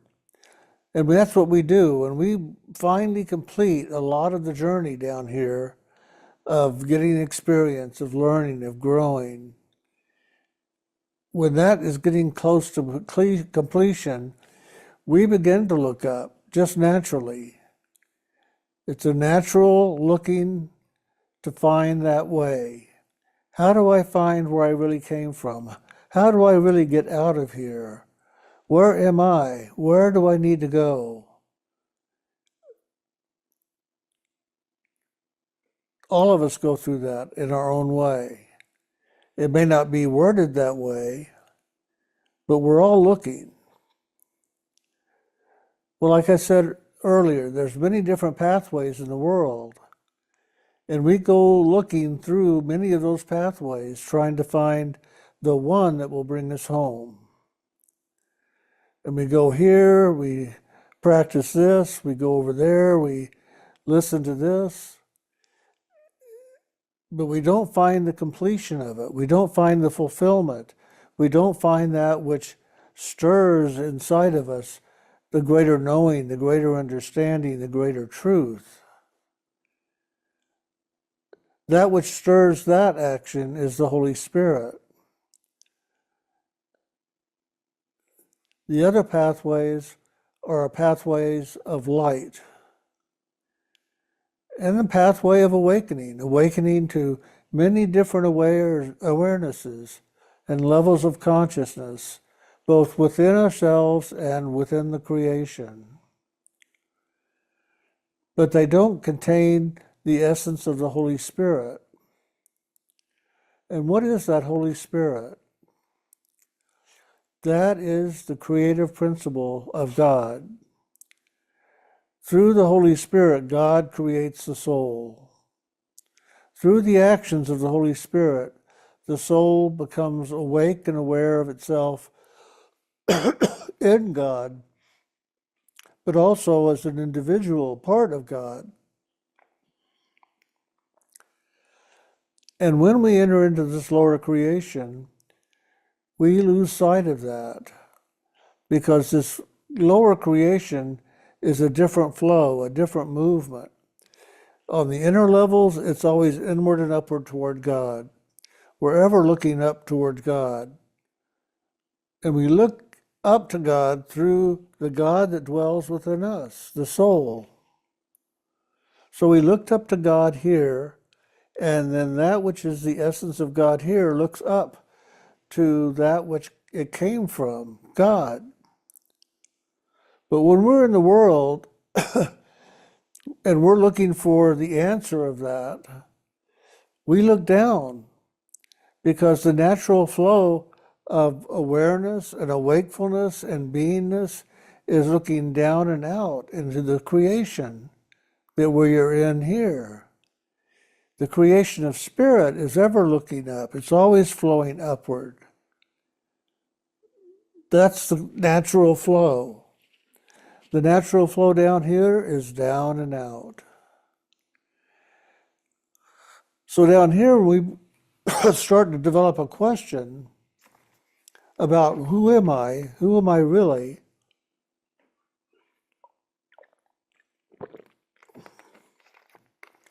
Where did I come from and where am I going? We look down and out to try to find the answer. I know that because I did that myself as a child. I began to look to the churches, to the ministers, to the priests, to the rabbis, trying to find the answer, the understanding, thinking that that's where the answer was, because that's the natural flow. It's down and out. So I looked outside throughout this world as best I could in the little limitations of San Antonio, Texas, and my life to try to find that answer. And in truth, I already knew the answer because I knew about looking inward and upward. I have seen God inside of myself. I have seen God in the realms of spirit. But I wanted to know how to get there on a regular basis and to wake up there fully and to start living there totally. Well, that down and out gaze, that down and out look, doesn't answer any of that. It'll give you hems and haws. It'll hint at things. It'll, say, well, there's a possibility you could do it this way, but it doesn't really say this is what this is about. This is how you get there. They can take you up to the mental realm and wake you up to the very top of the mental realm in some of those practices, but they don't wake you up to God within you fully, or even begin to awaken you to God inside of yourself much at all. So I have been given a command, if you will, by Spirit, that when I meet new people, I'm to look up above their head and to see the truth of who they are. The truth of who they are is they are divine spark of God, the living essence of the Lord. And that's what I need to see. And I need to look up and look up until I see that, so that I know that in you, just as I know that in me. And in looking up to see that, I see the truth of who you are in God, and God reveals itself to me in that moment through you. And in that revelation, I see where you're at in this action of life, in this action of the journey that God has sent us all on. And I can see that you may be still caught up in the downward flow. You still have things to learn and grow from. And I may see that you've almost completed that journey, but not quite. But I might be able to inspire you to start looking more up and wake up to a greater truth inside of yourself, which will help you to complete that journey much quicker. And that's what we're here to do. We're here to just lay things out before people and say, here's a pathway.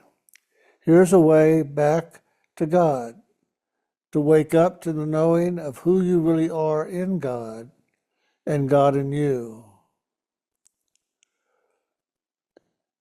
And in that simple statement and action is the way for you to rise above your karmas and for you to complete the journey in this creation and to begin to wake up to the knowing of who you are as the true living, loving essence of the Lord. So the main thing I do in this lifetime is ever keep seeing you as that living, loving essence of the Lord, dwelling in this soul, dwelling in this body, on a journey, and I am to hold for you to find that pathway of the journey home to God. Not continue walking the pathway of the world, which you're going to do anyway, because that's part of your purpose in life, is to fulfill this journey in this creation, in this lower focus. But I'm to hold for the higher focus for you and see you as completing the journey inward and returning fully to God. Just as I looked up and in that moment I saw God in you, and I knew God in you as I know God in myself. I'm always to see you in that. Not the physical form, not all these things that you're going through in the world, all this pain, anger, frustration, wants, needs, complaints. I'm to see you in the perfection of who you are in God. Now, all that means that the pathway that we're doing is very simple. It doesn't involve ourselves in evolving ourselves in all of the creation of the slower realms, which a lot of the pathways are. They're trying to overpower so much in the physical form and accomplish so much through the imagination, through the emotions, through the mind, through the body, and even in through the unconscious. And it's a very interesting trip to take with all of those. But it's lifetime after lifetime after lifetime to try to fulfill all of that. The pathway we're on is a pathway that can be fulfilled in one lifetime. And what it all accomplishes is for you to wake up and to know the truth of who you are as God's living, loving essence. Wake up and know that you are the loving essence of the Lord. And wake up and begin to live that. Not all this other that is involving yourself in the physical form or in the physical states. Rather, return home to God from which you came. God is the creator, and that creator is ever calling you home now.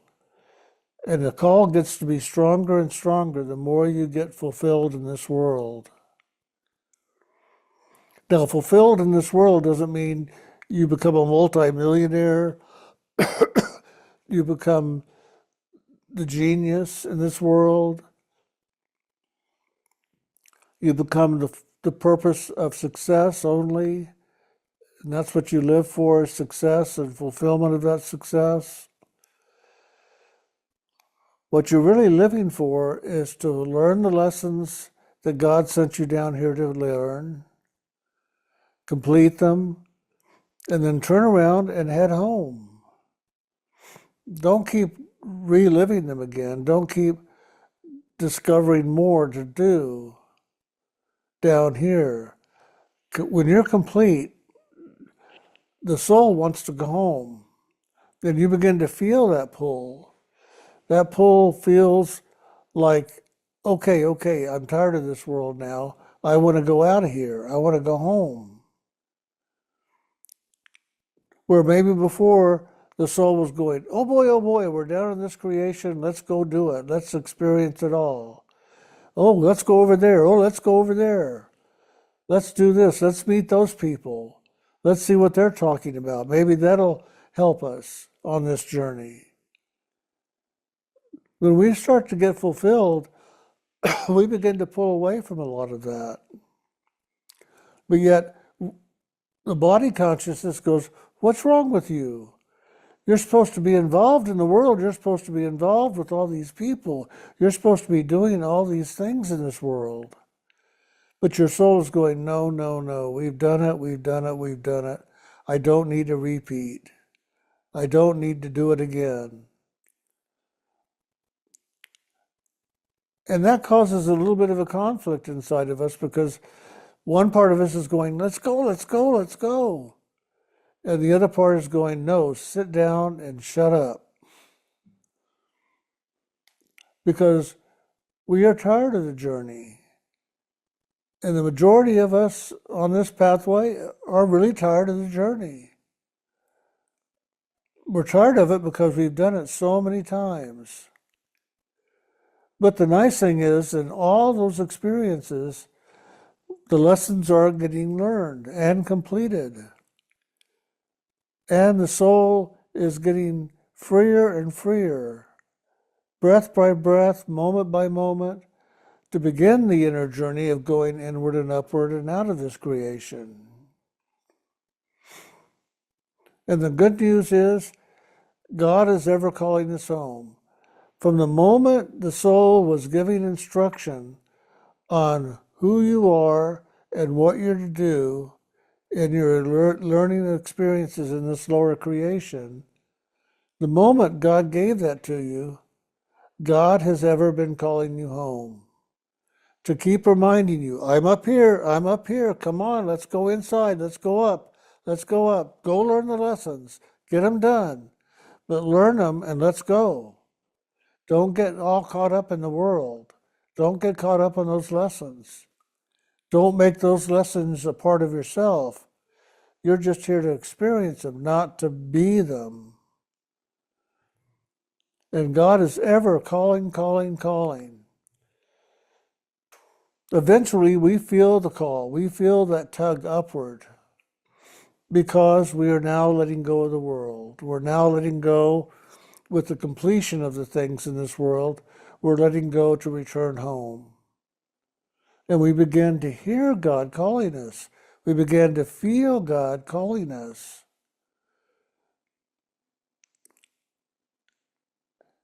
And that's what Brian and I are here to help you with, is to respond to that call and to begin to walk that journey inward and upward, to return from which you came.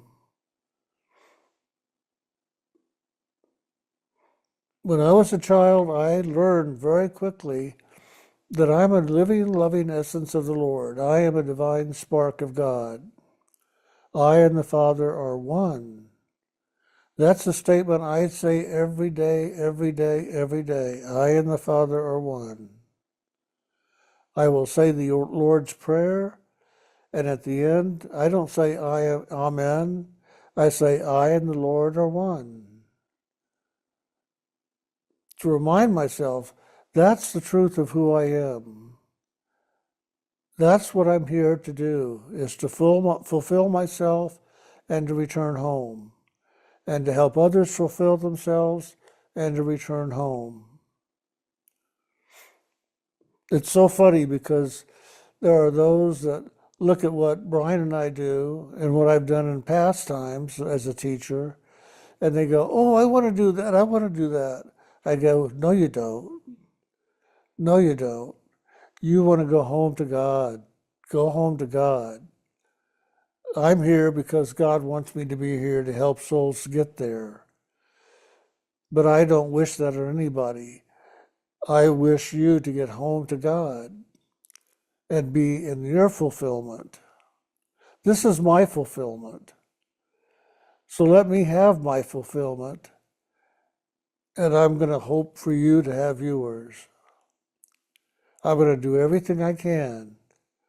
But a lot of people, when they see what I do and don't do, they look like I'm not doing much of anything. I should be doing more. We should be having all these classes, all these things to learn, all this complexity of things to make it interesting and alive. Well, you've done that in other lifetimes. You've done those complexities. You've done the world. And hopefully you've gotten fed up with the world enough to where you can let go of all that now and just be focused on God. You may have a hobby, you may have a skill, you may have a talent, you may have an interest in the world, and that's fine. That's very, very good. But don't make it everything. Don't make it the purpose you're alive. The purpose that you're alive for is to fulfill and go home. Not to keep doing it again and again and again.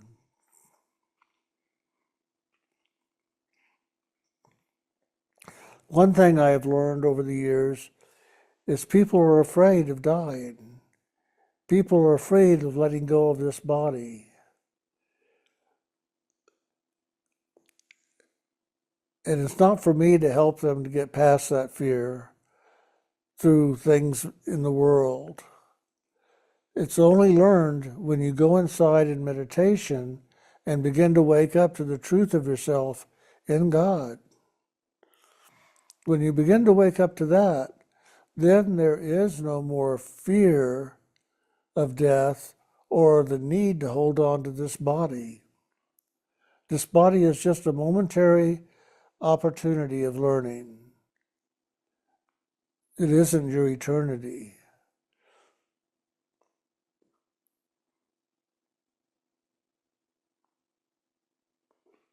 So if you can begin to wake up to that knowing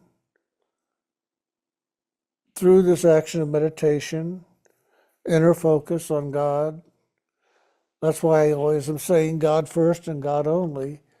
I learned that early on in my own meditations. I'd be meditating and I'd go wandering off in my experiences somewhere, and I have a guardian angel who's ever with me, and my guardian angel would always say that to me: God first, God only. And I started getting, oh, okay, God only, okay. I heard God first, but I didn't register God only. I had to put God only in front of me to keep focused on God only and not just God first. Because the statement of God first means, oh, there's a second or a third or fourth. What else is there? But the statement of God first and God only is saying just keep your focus on God. God, God, God, only God. So do that for yourself. In truth, ever focusing on God first and God only, inward and upward. God first and God only. And God first is the God here. We have to wake up to God here, our own soul, that divine spark in us, and then God only. That divine spark is ever longing to just return back into the oneness with God in the fulfillment of things. That's your fulfillment. That's your completion. And that is where you're going to find your joy and your loving and your purpose. So make meditation a priority, not just an opportunity. Make it a priority. because that's the only way you're going to really find God first, the soul, the divine spark. And through that, you'll find the God only, which is the pathway of returning home to God.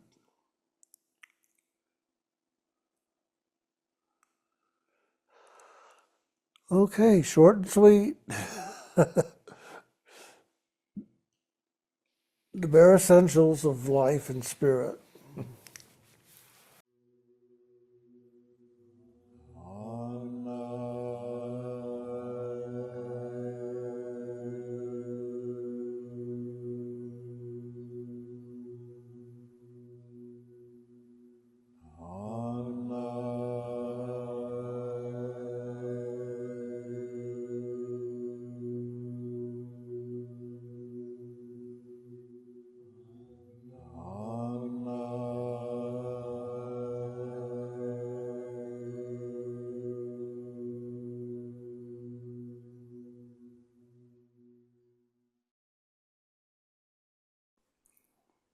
Okay, great. Yeah, you both sound good on my end. So yeah, let's get started.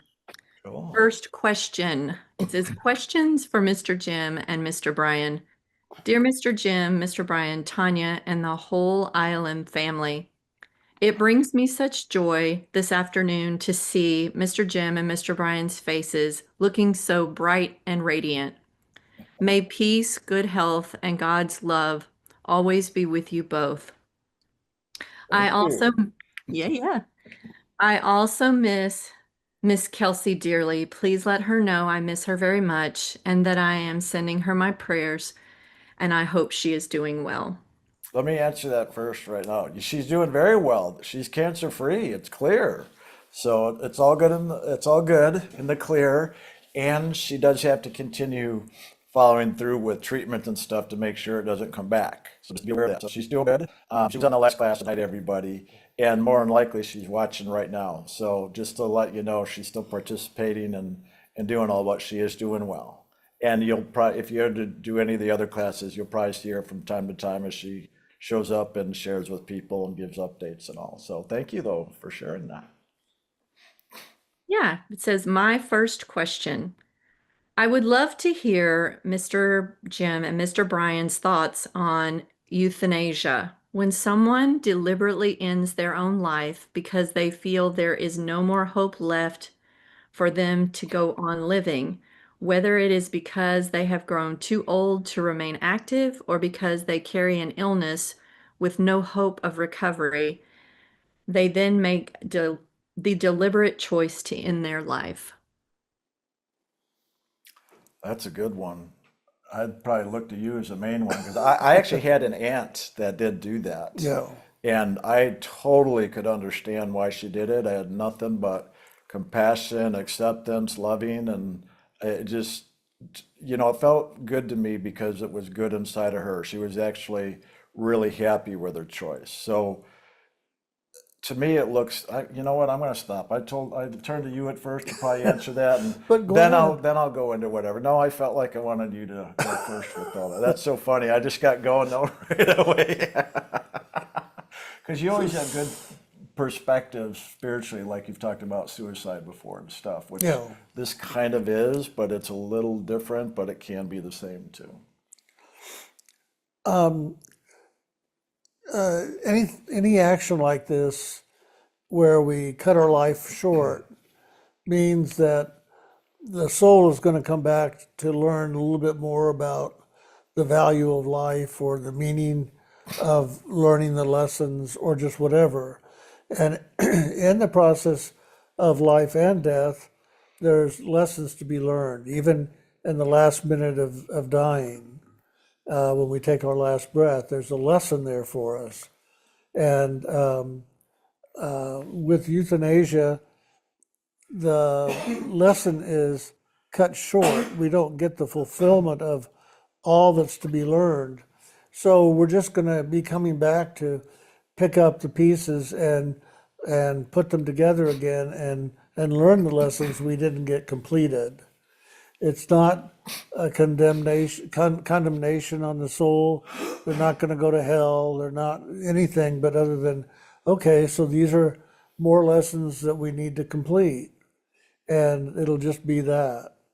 So everybody has their right to make a decision as to how long they're going to live, how they're going to live, how they're going to die, all of that. And we make up our own minds about our own death. Believe it or not, it's a lot of karma in there that makes up the decision. But we also make up our mind in each lifetime to an extent how we're going to learn, how we're going to grow, what we're going to experience. And it's all a part of that learning that we go through. So I would just say that euthanasia is just a means by which to not maybe learn all the lessons we came in to learn, but it'll be picked up again in another lifetime. And I wanted to say on top of that, that's often part of the learning as well. When we choose to do that, that's often part of our learning. And that's why, it's understand, like Jim was saying, it's not a bad thing or to look at it as a negative. It's not. There's the learning that goes in all that. And that's what it's always about. Like I know from my aunt, like I said, when my aunt did it, it was nothing but good feelings. In fact, her best friend that was there with her in the process said she literally died with a smile on her face. She was happy to go. And that was for her fulfillment this life. And it was a choice out of her freedom. And she knew it, she wanted it. And so that's what she chose. And that to me is that freedom of choice that's powerful for the soul's learning.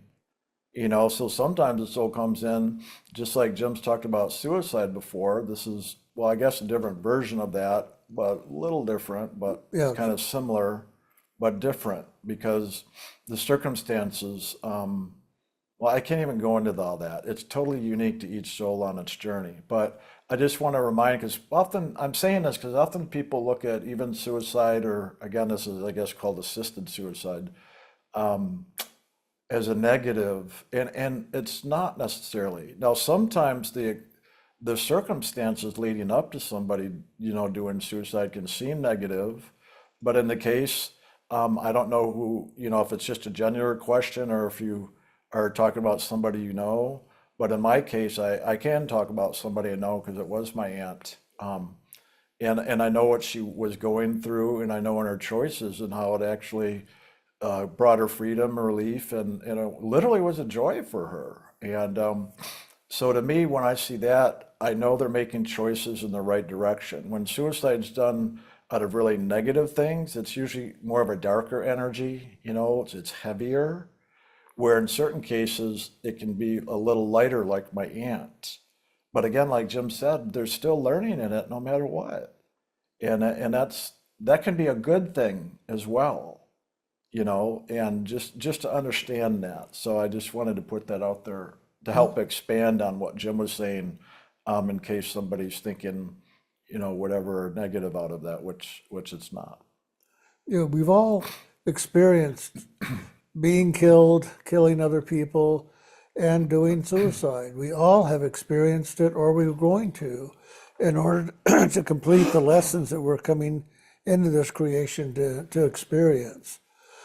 So there's no need to judge it all. Just know that this is part of their destiny at this time, and let them have their destiny. Let them get that complete and keep on going. Okay. Okay, my second question. For those who have not yet been initiated, can they still find true peace and inner stillness of the soul even without initiation? Those who haven't yet had the chance to become initiates, yet who deeply long for that truth, stillness, and peace of the soul. Well,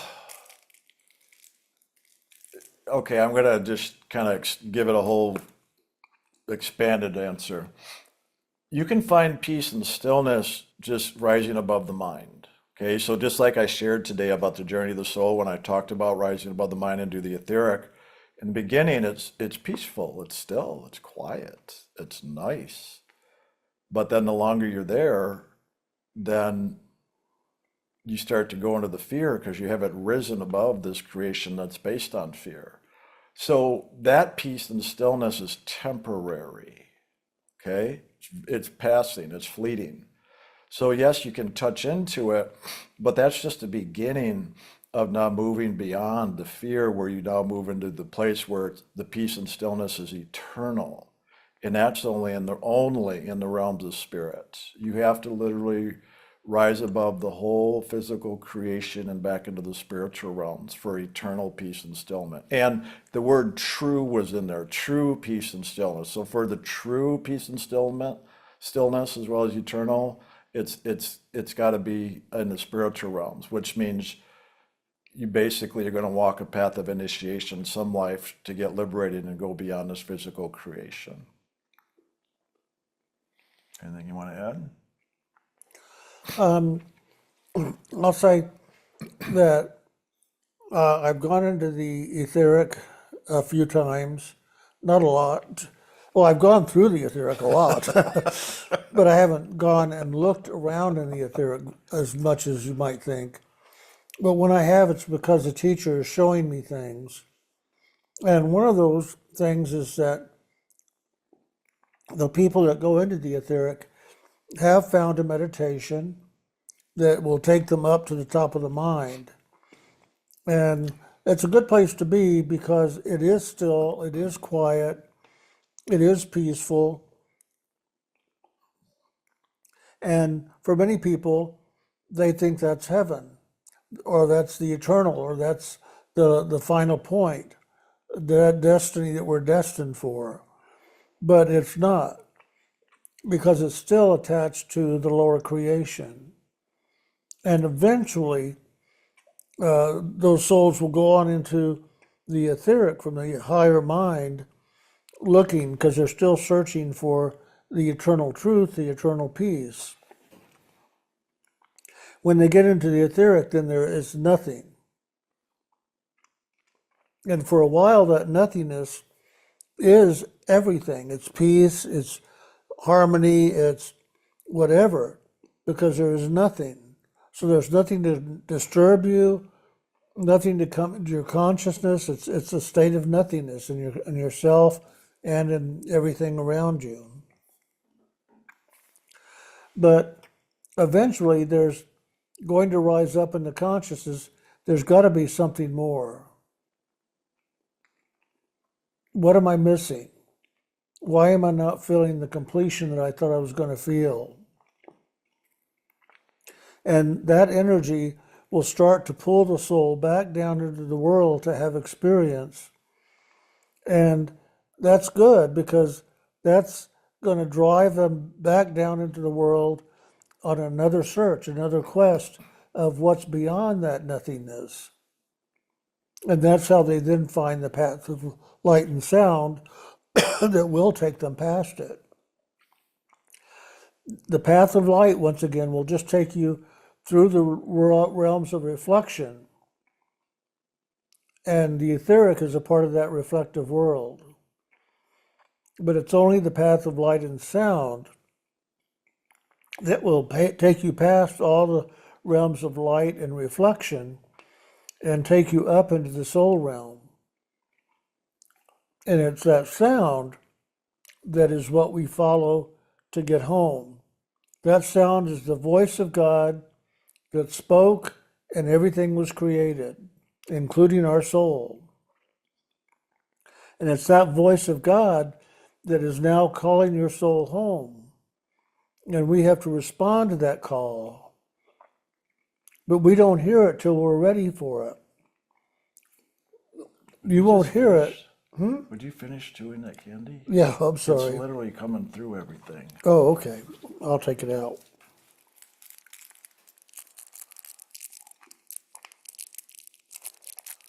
There. So there's, we have to be ready to move on into what's next, past this world of reflection, past all that which is just the light, and into that which is God, which is into sound, which is into loving. And that's where you return home to God. That's way more than the question was, but that was pretty cool. Yeah.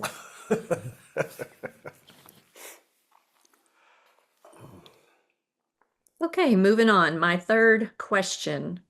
I have been practicing a technique of bringing loving into my work and my relationships, and it has changed the way I see things. I used to be bound by rules, norms, and ideas of right and wrong, the belief that God is always pure and must never come into contact with sin. Now I have broken through all of that. In my family and in my country's culture, it is deeply taboo to speak about sex and money. It is also taboo to speak about sin and confession. No one has ever dared to speak of these things, whether within the family or within spirituality itself. We were always taught that you must never approach God while in a state of impurity or sin, and our society's sex is regarded as something sacred, something that should never be spoken of, not to others and not even to God. But now, since coming to know Mr. Jim and Mr. Brian, I speak about all of it with God. I no longer worry about whether God will like it or not, but one thing I know for certain, I will always love the connection between myself and God whenever and wherever it happens. I tell God about my weaknesses, my ego, my sexual desires, and even my personal ambitions. And then I close it by closing my eyes and asking God, oh God, let it all happen according to your loving and will. I would be so grateful to hear Mr. Jim and Mr. Brian's thoughts on this. Thank you, Tanya, for reading this email aloud, and may we all remain full of love and happiness. Amen. Your loving initiate. You are doing it. You are doing it.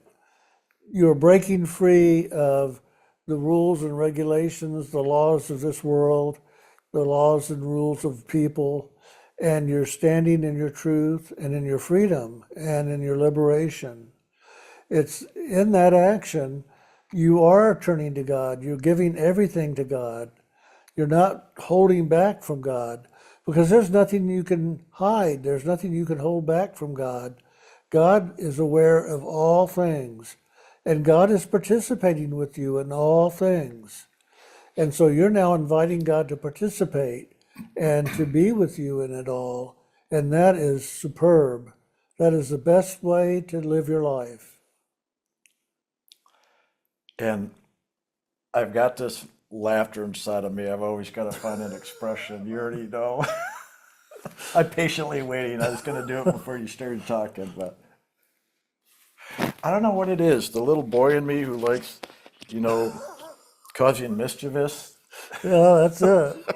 You've done it many lifetimes. I just made me laugh when you shared, like, well, after listening to Jim and Brian, everything you've been taught in religion and family and everything. Boy, are we a good influence or not? We're the best bad influence around. Yeah, there you go. That's my personal little joy in a way because, and it really is a joy, even though I will make the jokes. But as most of you know, have been around, I get really joyful and a lot of laughter when I feel somebody getting their freedom. And that's exactly what the world does. The mind of man and all of its belief systems and constructs that limit the soul out of fear and judgment. And it's only the fear and judgments that keeps the soul in bondage. So if we can break free of that, that's how we get liberated. And so right away when I heard you share that, I just wanted to laugh because I always laugh when there's freedom and the joy that comes present from it. So that is excellent what you're doing. You are literally living and doing exactly what we teach. And look, it's not about just doing what we teach. It's about you having your experience with what we teach so that you know the truth and the results you get from that. And the results, you will know at some point, you'll have the awareness of your greater freedom and the loving that comes in, your spiritual awakening. That's the thing to really pay attention to, not just what we say, or like we're confirming and supporting what you're saying, like, yes, yes, you're right on track, according to what we know from our experience for your spiritual liberation and your awakening to God. We know that. And so we always share that. But it's ultimately about you knowing that for yourself.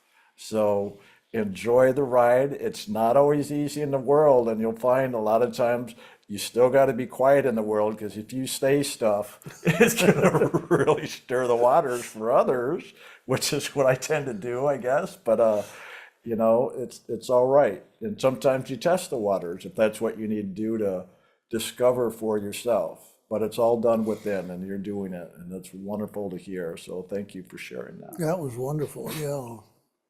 Such a joy.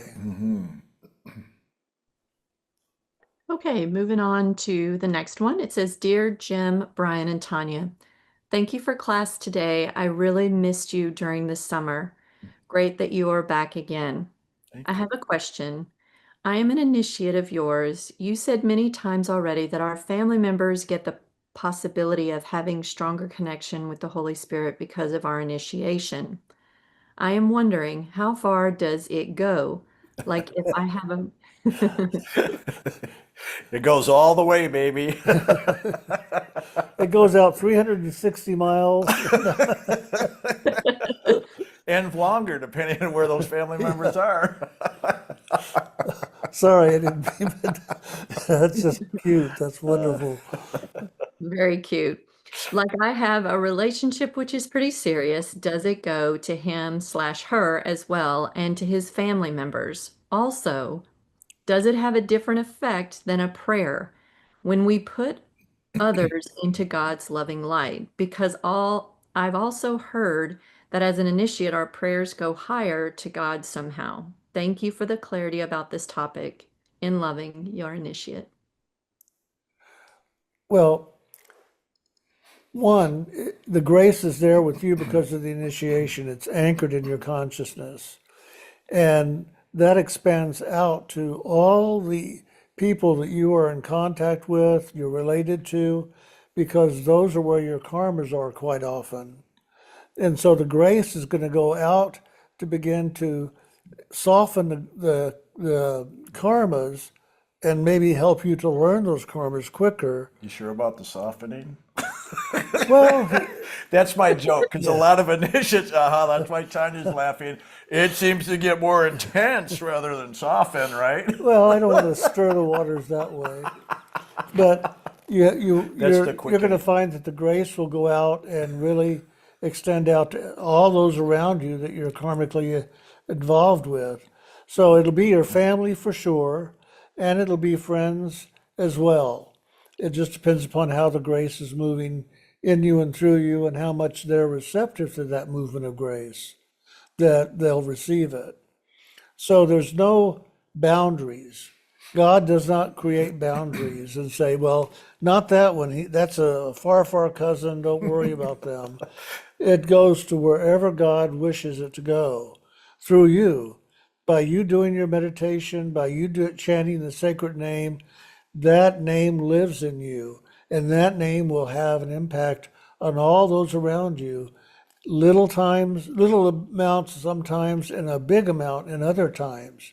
So just do what you know to do for yourself and your liberation through the name, and let the influence go out to all those. And it'll impact friends, family, relationships of all kinds, people that you just work with. It's but we don't have any idea of just how the impact is going to happen.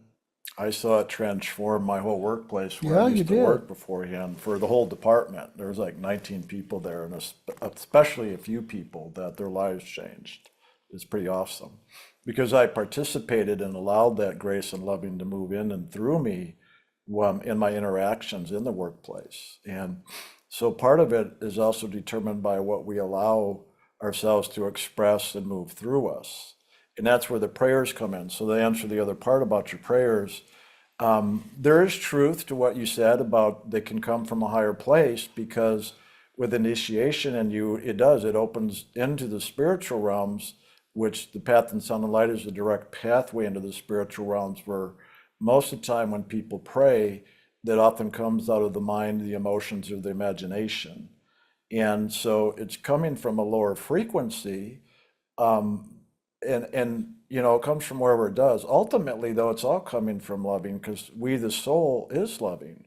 But with initiation, it opens the door to that higher frequency more directly and more consciously, and that does make a difference. It really does. And it supports you, though, in your journey of awakening. Because if you practice prayer the way we really teach it here, you learn to allow the light of loving to move through you to whatever it is you're praying for, and let it go and give it up to God. Where other people pray in a way that they try to control the outcome, and they try to manipulate or force the issue according to what they want rather than turning it over to God. Okay? And a way to know the difference is, once you do the prayer and you let go, do you keep going over it and trying to, through your consciousness, trying to work it? And because you can still be an initiate and pray and try to control it. Doesn't make a difference if you're initiate or not. It's what you do with it inside of you once you give the prayer or do the prayer. Okay? So that is determined by you. So also, as far as like you specifically asked in a relationship and their family, Jim already pretty much explained it, but I'm just kind of adding my 2 cents in there, that I've seen for myself in relationship that with the partner, if they participate with you and they step into the action and begin to experience the grace for themselves, well, then that lives in them to also then begin to practice with their family or not. So if they hold it back and don't share or practice with their own family, it doesn't allow that grace to continue moving forward. But if they practice it with their family, then there's the opportunity for even their family members and others or friends to also open up to that, to receive it. But each person has to make that choice out of themselves. Just because you have the grace of sharing it doesn't even mean your partner will open to it, or even your family members for that matter. The grace can be there, but until they open to it, it can't come into their consciousness. I like the way Jim used to describe it. When you started learning about prayer, you'd see bubbles. I mean balloons in people's aura. You'd do a prayer and a balloon would appear in their aura. Yeah. It's like that, Jim. If you've been around and you've heard the talk, Jim would talk about where when he learned about prayer as a kid, he would pray and then he'd see a balloon in the person's aura. And if they were open and receptive, that balloon would come and touch them and eventually go into them because they received the prayer and allowed that essence of God to work in them and through them. But other people, they weren't receptive. So the balloon or the prayer would stay in their aura, waiting for some day to receive it when they were receptive and open to it. That's the it. other part I wanted to add in. That's with good. that, I'm glad you so. said that. Yeah, can you believe how much I've listened over the years? You have. I like the visuals he gives. I've got my own examples, but it's more like me trying to describe my feelings, which is pretty much what I do all the time. But he gives such good examples like the balloon and the aura, like, wow, that makes it really clear to me. So that's good. Okay, moving on to the next one. It says gratitude and sharing. I want to share thank you and this scripture that I've held on to. For those that can see, let them see. For those that can hear, let them hear. I enjoyed today's sharing. That's That's awesome. great. Thank you. I love that sharing. That's a good scripture. And it is. And I have my own example. Like I just made the comment, I said, see, I've been listening, like to Jim Sharon's over the years, but I want to say this as well. You can listen and hear the words, but it's not until you actually have your experience of the words do you really understand and know. So like the eyes to see, the ears to hear, the truest action of that is that you see it and hear it fully once you've had your own experience. Until then, It's an idea, a direction, a roadmap to move towards and into and through your own experience. And I always like to say this to be clear. I know I even just said this a few minutes ago in another question, but it's so key. I'd hear Jim share things, and sometimes it'd be 3 or 4 years before I would actually have the experience of what he shared. But once I had the experience, I'd be like, oh my God, now I see, now I really understand what you said because I had my own experience. So let what you hear in these classes serve you, but don't just make it an intellectual process where you know the words, but do the best you can to take the words, contemplate them. That's what we do in the monthly focus, right? You contemplate and see how that fits in your own experience. And that's what we really want everybody to do in all these classes, and where we share like this. So thank you. Wonderful sharing. Yeah, very. Okay, this next one is fun. In the subject line is a whole bunch of emojis, which I love. And it says hi with waving hands, so this will be fun. Dearest Jim, Brian, and Miss Tanya, it's so good to be back in class, and I'm so grateful for those beautiful sharings. Miss Tanya, as always, thank you so much for reading for all of us. It's funny, I spent June worrying about sweaty butt crack moments,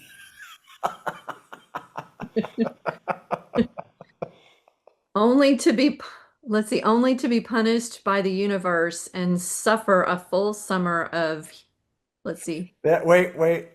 I actually just listened to that talk and sent it to somebody this last week. It's called Honoring Who You Are, and it was November of 2019. I can't remember the exact day, like November 11th or something of 2019.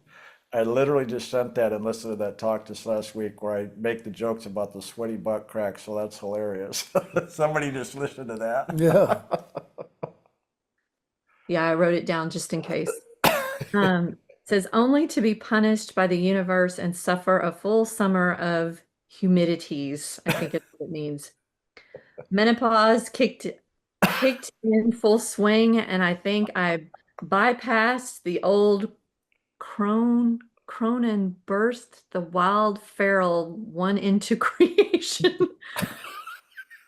If integration is supposed to be graceful, mine definitely was not. It was sweaty, emotional, and occasionally, let's see, I think it says existential. But while my body was melting, something inside me was mending.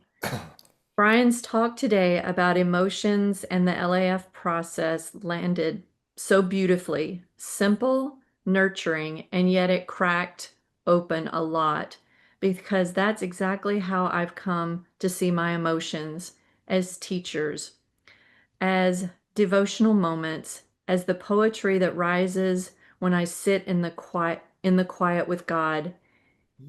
See, even Limerence has been a teacher showing me the parts of myself that awaken in the presence of others and guiding me back to the truth that what I'm really responding to is the God spark reflected through them. And when I get stuck, when there's no language and only tears, I don't fight it anymore. I just ask God to see into my heart. I let the tears speak for what I don't yet have words for. They've become a kind of release, a soft confession, a way of letting myself be witnessed without needing to explain. This summer, I moved through my fear of being misinterpreted, that old ache of worry someone might twist my intentions or misunderstand my sincerity. Instead of freezing, I acted from alignment. I gifted small things when I felt called. I closed the door that had been waiting to let's see. I closed doors that had been waiting to close for some time. I chose truth over self-protection.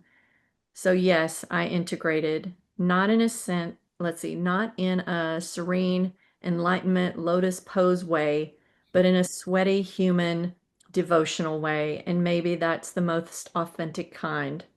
I also had a meditation experience this summer that left me deeply curious and wondering if you might offer any clarity or insight. I was in a flame, or I was the flame, a blue flame that didn't burn, or maybe it did, but if I was the flame itself, would I feel the burn? Question mark. Instead, it felt refreshing, like clarity made warm. I could hear spirit calling me, not by name, but by tone. It sounded like it was distant, like I was just waking up. When I came out of the experience, everything felt brand new. I breathed the soft sigh of contentment, like something had restarted in me. It was peaceful, quiet, strangely familiar, the kind of moment that doesn't shout its meaning, but leaves you changed anyway. Thank you so much, so very much. Truly grateful for our beautiful community and our devoted teachers. I love you, your loving initiate. That's amazing. I started in meditation with Spirit directing me in a certain way of practice that was a lotus meditation. And it's about sitting inside the center of the lotus in a blue flame. And I mean, this is back in the late 60s, early 70s that I got this. And so it's exciting to hear somebody saying the exact same thing and having a lot of the same experience. That's excellent. And just continue forward. You're doing really very well. That blue flame is, you heard us talk about the blue light in here. That blue flame is the Christ consciousness that is here to assist the soul in waking up into the Christ or the soul that they are, your own soul consciousness. And it'll often start at the top of the mind. You know, we have to rise above the mind to start getting free of that, to start really awakening to the Christ or the soul that we are, the truth of that. And that blue flame does burn, but it burns the karmas that are the illusions of the world. And that burning of the blue flame then releases the karmas that have bound the soul to the physical creation. It sets us free from that of the mind and below so that we can rise up higher. And that's an action that takes place. And then, of course, the purple light that really brings us home. So the blue and the purple together, while we talk about it, deal with freedom and liberation of the soul, right? And that's the main thing right there. And the name, just so people know, if you guys remember the guided meditation called the Lotus meditation, we have on CD recording. That's the one Jim's referring to. That if anybody wants to listen to, that's what it's called, the Lotus meditation. It's on the CD section of the website. You can listen to it in there as well. So thank you. It's awesome to hear somebody have direct inner experience specifically dealing with that. That's That fantastic. is wonderful. Yeah, that's why it seems like it's burning, but it's not burning. It's just the loving purifying. It's the loving cleansing, the loving dissolving the karmas around the soul to set it free. That's why it's such a nice experience, obviously, rather than what would seem like disturbing in any way. Thank you. Okay, next question. I recently had a dream in which I had two houses, and in one of them, as I was going through the house, I noticed a door and opened it and found a room that I did not know was there and was surprised. It was very cluttered, but I don't recall all the items in it. My first thought was there must be some area of my life that needs cleaning, in parentheses, that I was unaware of. I'm not really clear as to what this refers to. Any input would be much appreciated. Blessings to you both.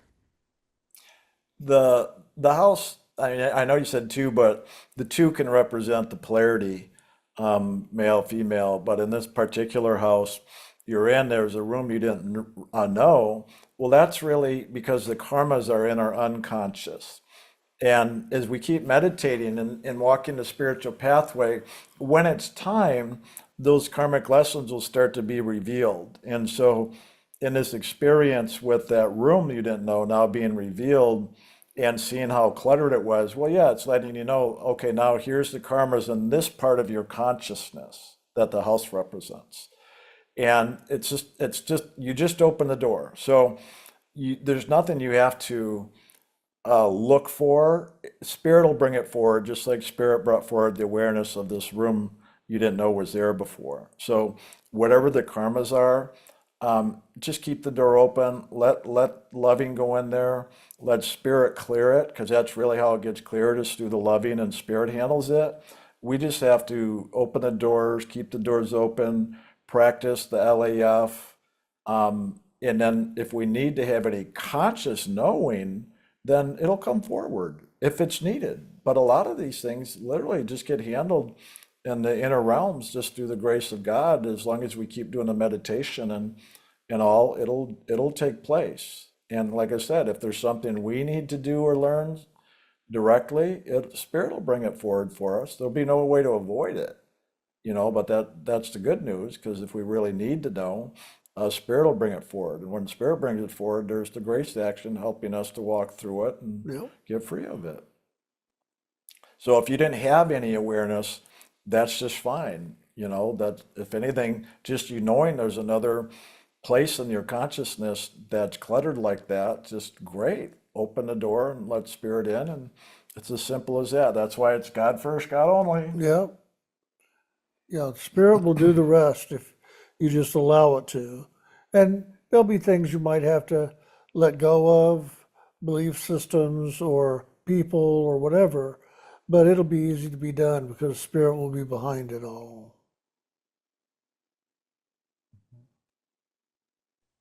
Okay, beautiful. Thank you.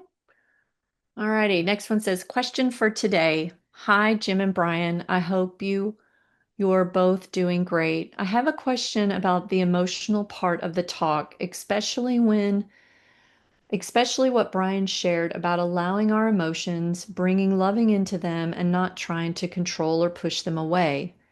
I have diagnosed depression, and I'm under medical treatment. I do therapy and I'm taking medication for it. Most of the year I function very normally. I'm motivated, creative, full of life, and excited about what I'm doing. But once or twice a year, something can trigger me emotionally, and I experience what I call a breakdown. When that happens, I can barely function for several days. I have very little energy, cry constantly, and the emotional pain can feel overwhelming.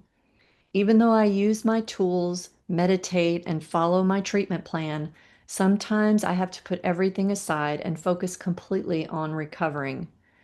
During this most recent experience, I realized how much shame I carry around having depression. Part of me hates having this illness. I feel ashamed that I can't always function like what I imagine a normal adult should. And I worry that I can't be consistent with my work, projects, and things I want to create because every so often I have to stop everything and rebuild myself again. I also notice victimhood coming up, asking, why do I have to live with this? Why does this keep happening to me?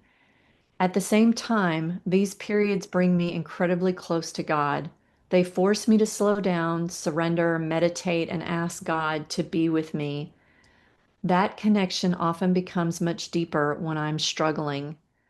But of course, part of me desperately wishes this would never happen again. So my question is, how do I work with something like this emotionally? Is there something I'm meant to learn from these episodes rather than fighting them or feeling ashamed?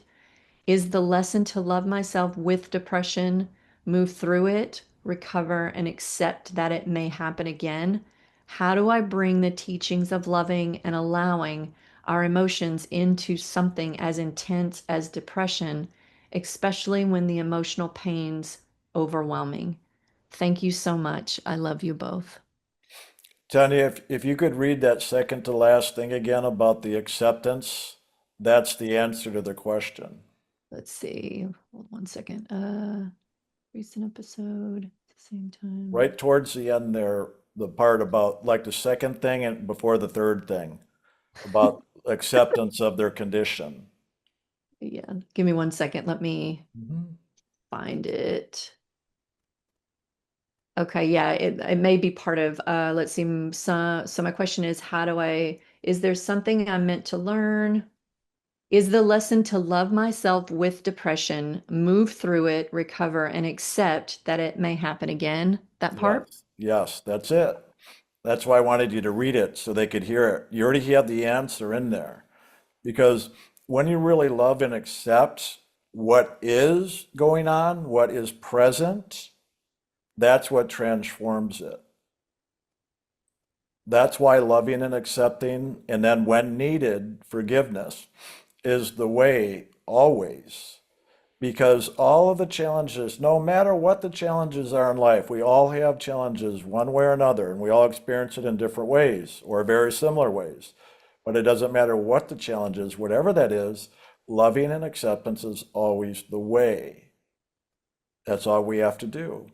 And the wonderful thing is, when we finally love and accept those challenges completely and thoroughly, that's when they transform. Okay? That transformation often will free us from the conditions, or maybe it'll either remove the conditions because now the lessons that were needed were learned, and or that the lesson or the conditions could still stay there, but now we'll handle them very differently because of the loving and acceptance that we have moved into.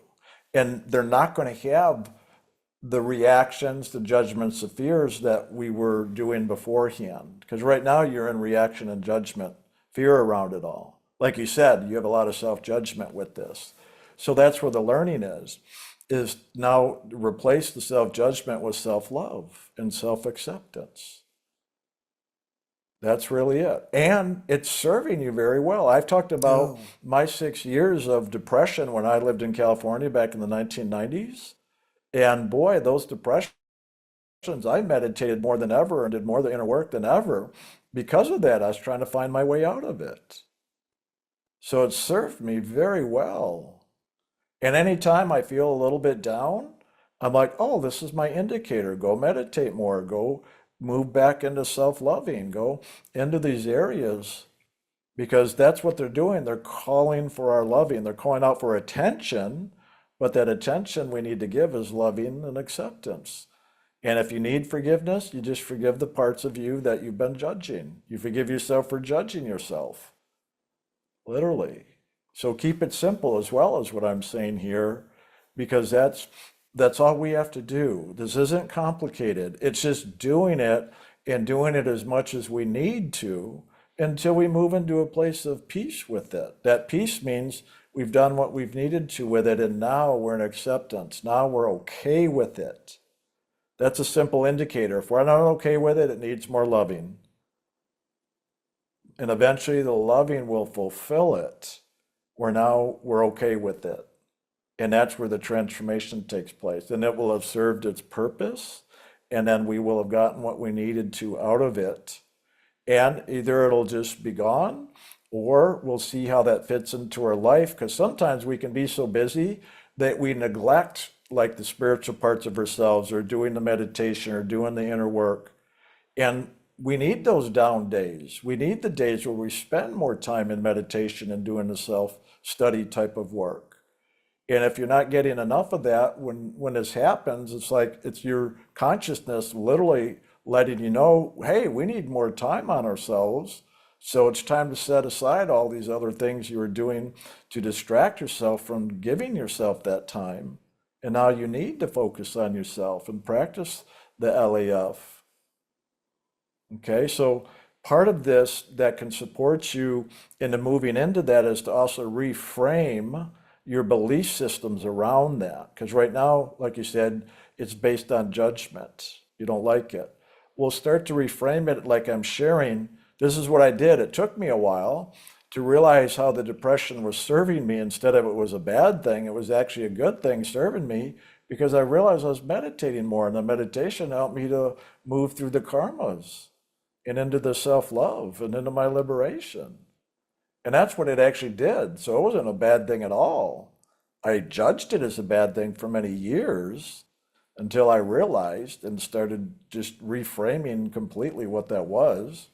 And so that's what I'm sharing with you now is look at doing that yourself, is reframing how you judge it now into something to see how it actually serves and supports you in your spiritual journey here that you're doing. And that journey always is about self-love as a major part of that, because it takes self-love to move into the love of God fully.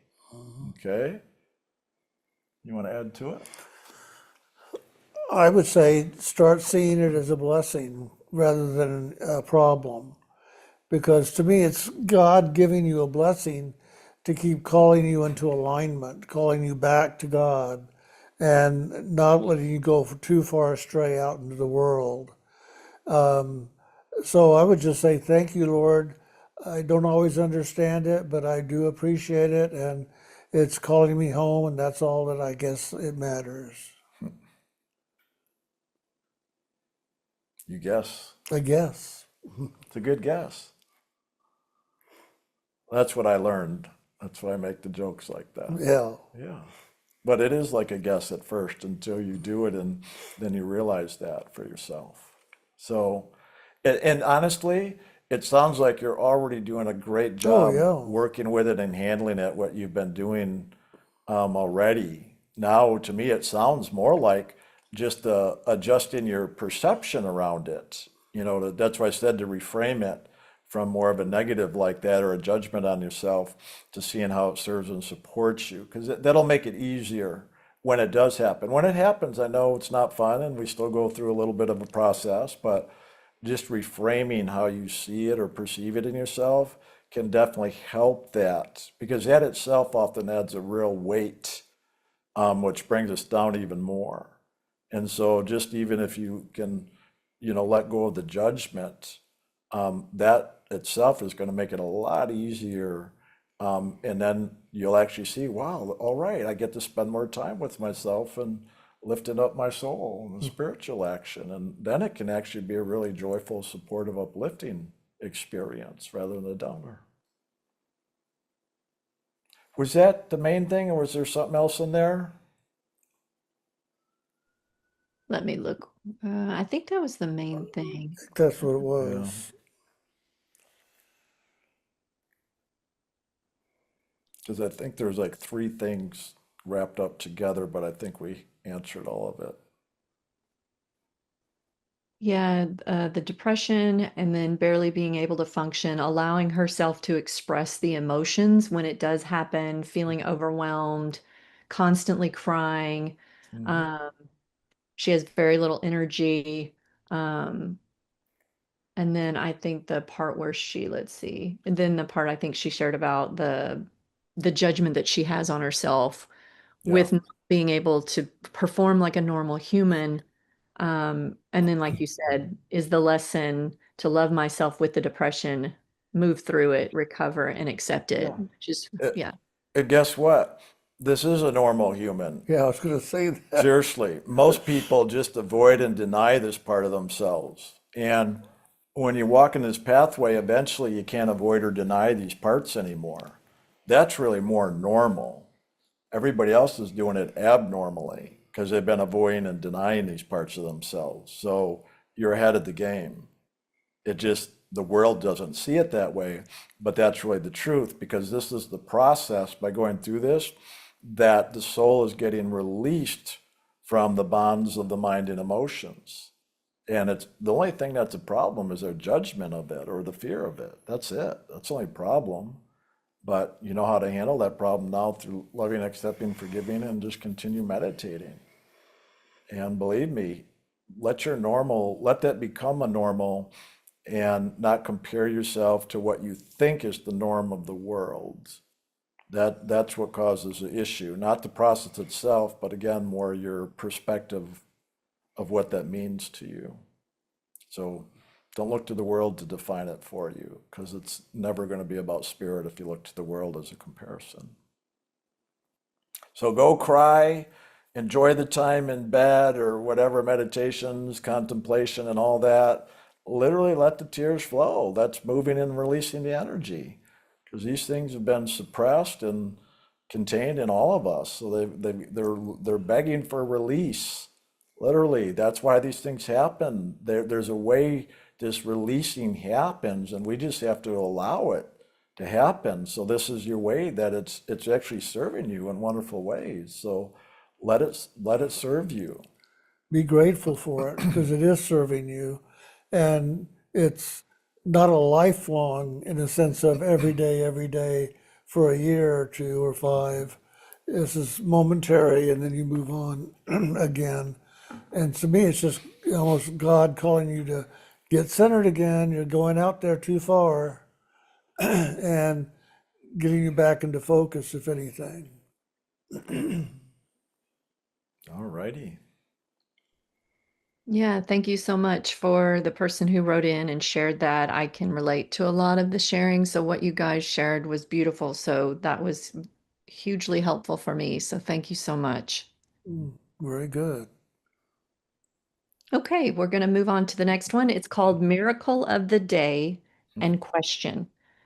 Dear Jim, Brian, and Tanya, thank you all so much for this great experience. It feels wonderful to feel so supported in spirit. Today in the gym, a young woman who I have briefly met stopped me and told me that I had changed her life.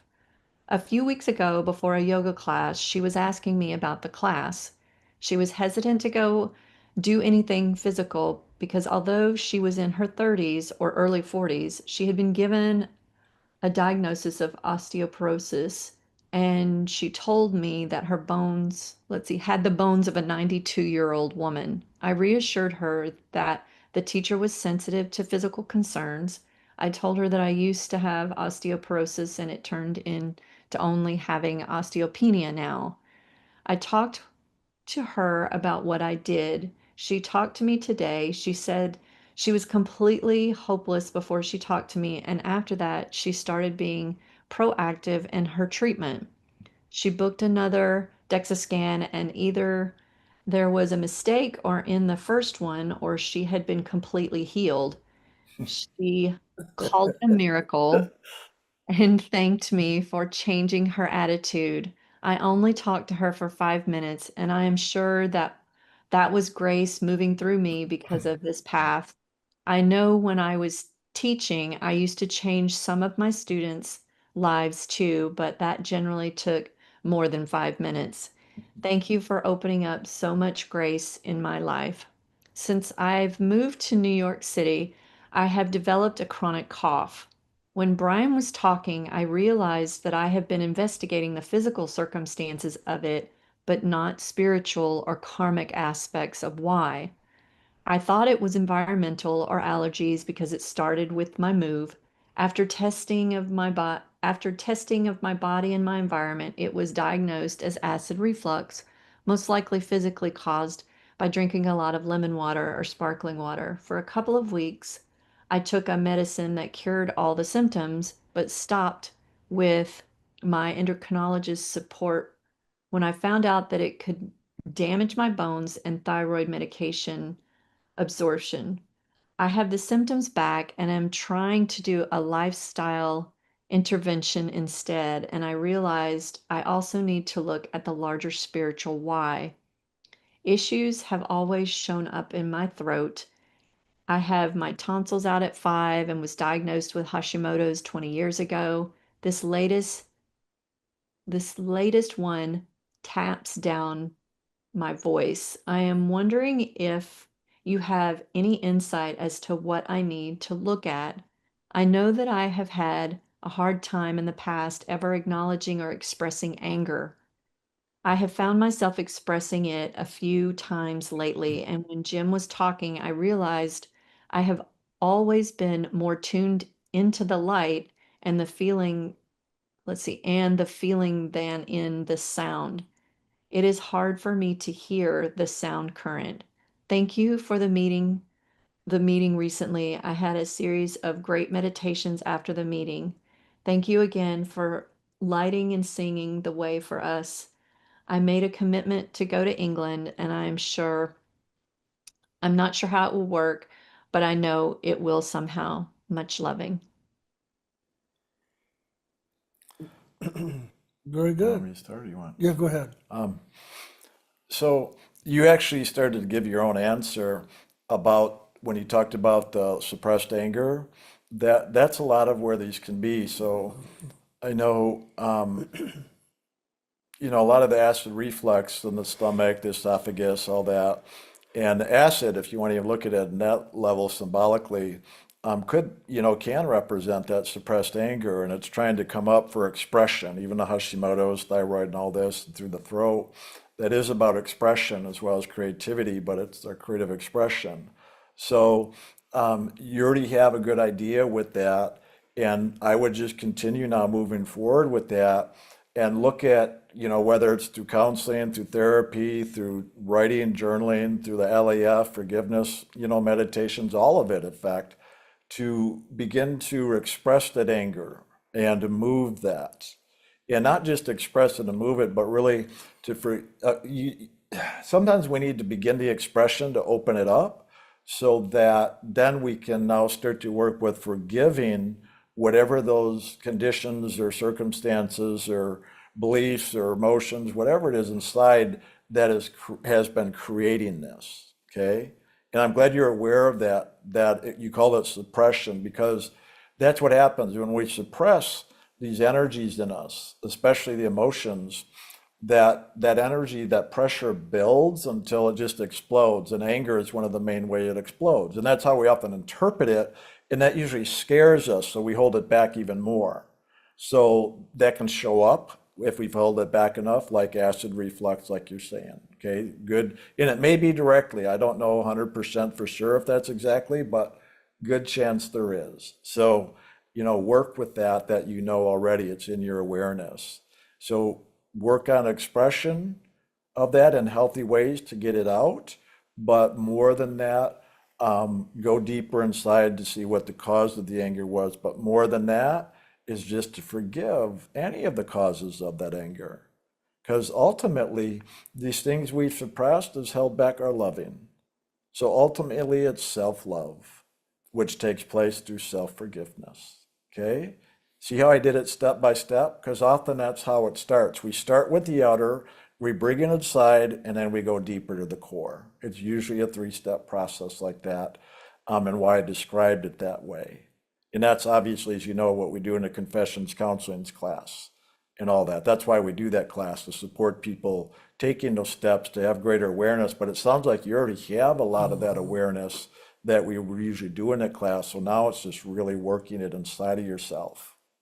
Okay, 'cause especially right in here, the stomach, esophagus, a lot of that can be the emotions and the heart level. So those things in there, look back more than likely in your childhood and growing up, there's things in there that you suppressed and still things hurt. I mean, obviously describing, I know who it is who wrote this, just because I know whatever the journey here and all the details. Look at that, because I know recently your mother passed, and there's probably things in there that tie into all of that. Very much. That now that outwardly the karma's done with your mom on a physical level, now it's called go inside and do the LAF, so you release it on these other levels within you. And more than likely, as you keep doing it, you'll start to see changes in there as well, and this will start to come to a greater balance in you. So good job, seriously. I'm happy to hear that it often takes a level of self-awareness, because that empowers us then to really be able to now fulfill the lessons there and bring that loving in there. You want to share anything more? No, that's very good. That's a good answer. I think I covered what we need to. I know there was a lot in there. And thank you too by sharing that wonderful example of what, the miracle part with somebody you really supported. It's so great.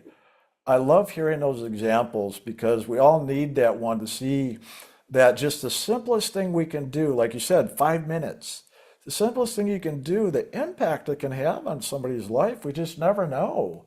And it's cool when you hear back from somebody, so you hear that and see that uplifts all of us, and that's a wonderful action of service that can just show up out of the blue and you share something and wow, what can happen like that? So thank you for sharing that. It's nice to have those examples for sure. And that's the grace moving. When something happens in 5 minutes, it's the grace, it's not you. It's not your words, it's God's loving that moved through your loving to help them in a greater way. So that's really amazing. That's wonderful to have. Yay. Okay, the next one is called Frequency of Change. So glad to Or a new have millennium. Frequency of change in general, whether it's for the new millennium or beyond. right? So glad to have you both back. We be blessed with a bunch of exclamation points. My question is perhaps God is wanting a change now, as down through the ages, big shifts have also occurred. The negativity, fear, hate, confusion on the planet is palpable. The frequency of change for the new millennium, and I focus on frequency, has been foretold for ages. As initiates, we stay in the loving, and the collective also rises in frequency. Will we experience a new earth and knowingly participate in it before we physically die? Something's happening, and it's all God experiencing God. So I'm thinking God is moving us forward to make that change happen. Love you all so, so, so much in gratitude and joy. I'll let you handle this one. No, you do. You can start it anyway. Okay. Um, God has nothing, well, I shouldn't say nothing. God doesn't really involve itself directly in the frequency of change for the new millennium. Um, it's hard to say this because I can't say that's fully true what I'm saying right now. Let me back up. Go to that CD. Obviously, you listened to it and are referring to what's going on now. And in that CD, Jim talks about the change of frequency for the new millennium, yes. But he also talks, that's the path of evolution, right? The path of evolution is all the illusion of time, space, creation here, physical, astral, causal, mental, etheric, okay? Not soul and spirit. It's evolution. It's an evolutionary process. We're going to move into a higher frequency. But guess what? We've moved into this higher frequency, God knows how many times over the eons and millennia. Usually it's about every 25,000 years. 26. Yeah, 26 to be more exact. And what was the last time? Lemuria, Atlantis? Who knows? And what about before that? It goes through evolution. It goes up a higher frequency, comes back down, goes up, comes back down. That's evolution. Okay? So yeah, we're moving into a higher frequency. People are calling it, yeah, the new planet, the heaven on earth, all these things. There's no heaven on earth here other than you, the soul that is here. So that's what I mean by indirectly God has something to do with this, but it's really just part of evolutionary process. So we're not to concern ourselves with that. If we're here experiencing it, well, yeah, of course we're going to be part of it, right? I hate to say it, that's like a duh, right? But I'd like to say duh stands for divine awareness, you know, DA. So you just had a duh moment, a divine awareness moment. So understand that. And I love you said as initiates, you know, are loving, and we're just to rise above that anyway, because we're on the path of evolution, path of liberation beyond the evolution. And so as initiates, as we hold to that pathway of liberation, it allows a greater action of grace to come in to support. This is the indirect way God is involved, or really this is the direct way God's involved. As we hold and allow that higher, truer spiritual essence of God within us to come through, yes, it does, of course, help support that higher evolutionary process and raising of the frequency. Definitely. For sure. So yes, God is involved in that regard, but not directly as in it's a reflective process here that is really Lucifer's domain. Okay? Think about it that way. Does that sound like heaven on earth? Lucifer's domain? No, that's hell on earth. Earth is part of hell. It's always going to be part of hell because it's part of Lucifer's creation. It's an illusion. This is the big one that we try to share with every initiate here. Don't get caught up in the belief of the illusion and think we're here as souls to lift the planet into a heavenly domain of paradise that we can eternally be, or at least 1,000 years of peace and whatever here. Don't buy into that. It's crap. It's crap. That's the illusion Lucifer wants everybody to believe to keep them caught up here and try to do good works and help the planet out and help save humanity and God knows what else. That's a trap. That's always the case here. That's how Lucifer keeps the souls in bondage here. As initiates, we're here to wake up beyond all that, to see it for what it is the illusion. This earth came out of nothing and it's going to be back in nothing, even if it takes another billion years or more.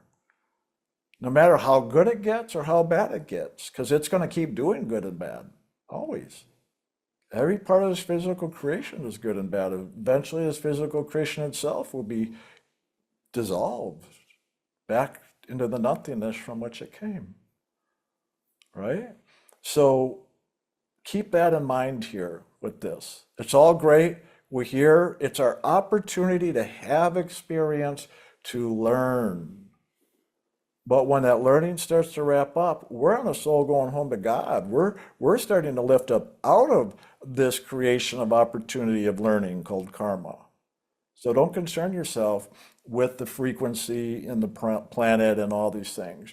Learn your lessons, practice LAF, do your meditation, get the hell out of hell, because that's what this is.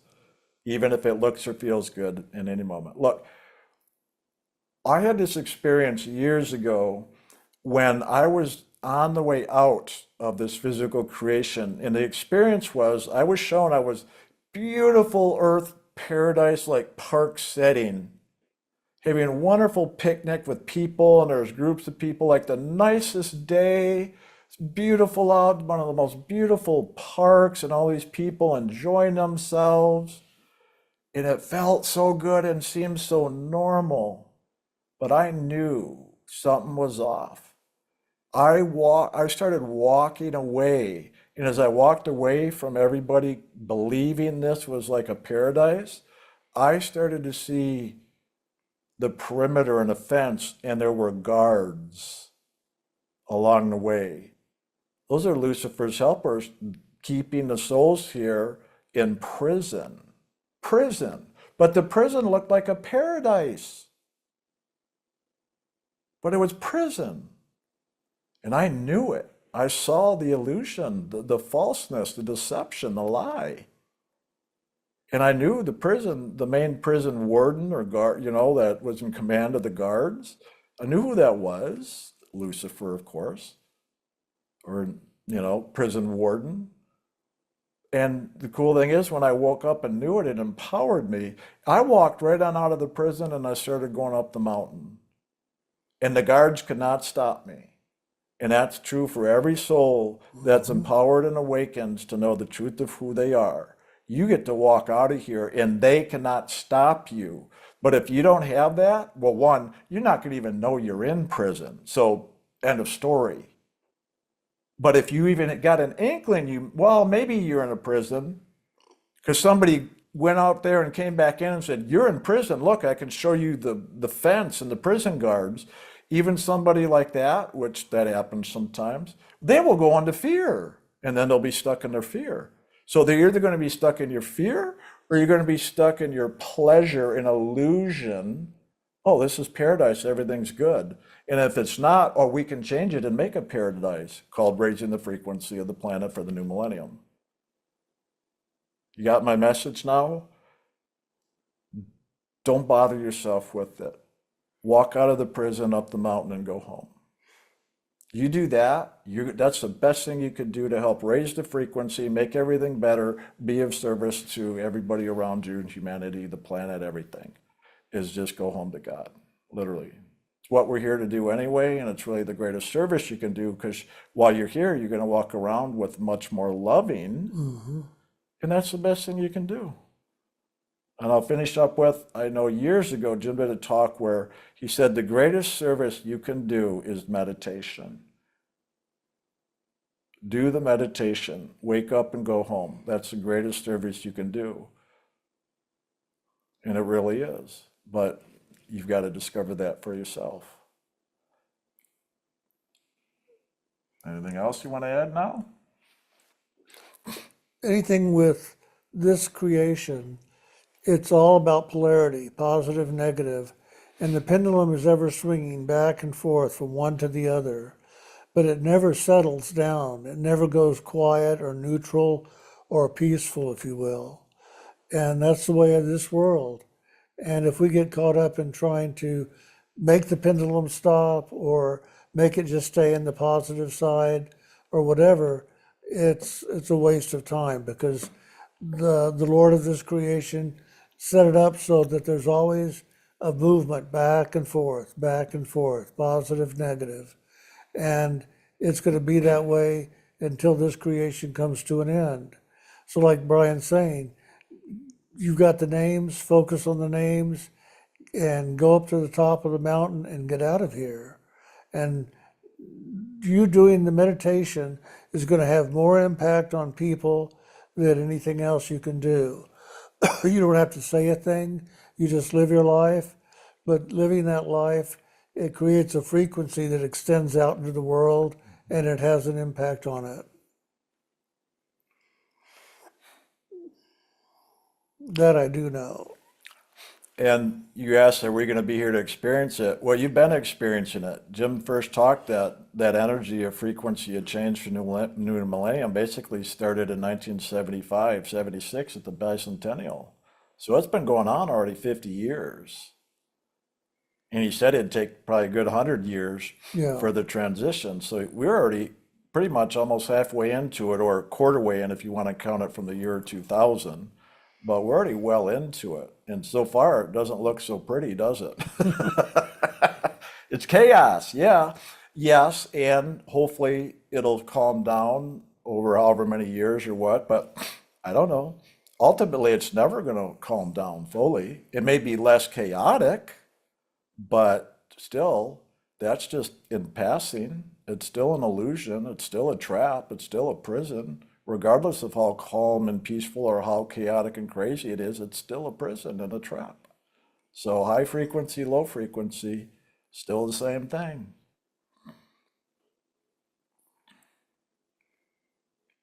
Enough said for the moment? Yeah, Great. Maybe too much said. probably. Perfect. Okay. The next one says questions, and there are several questions in this one.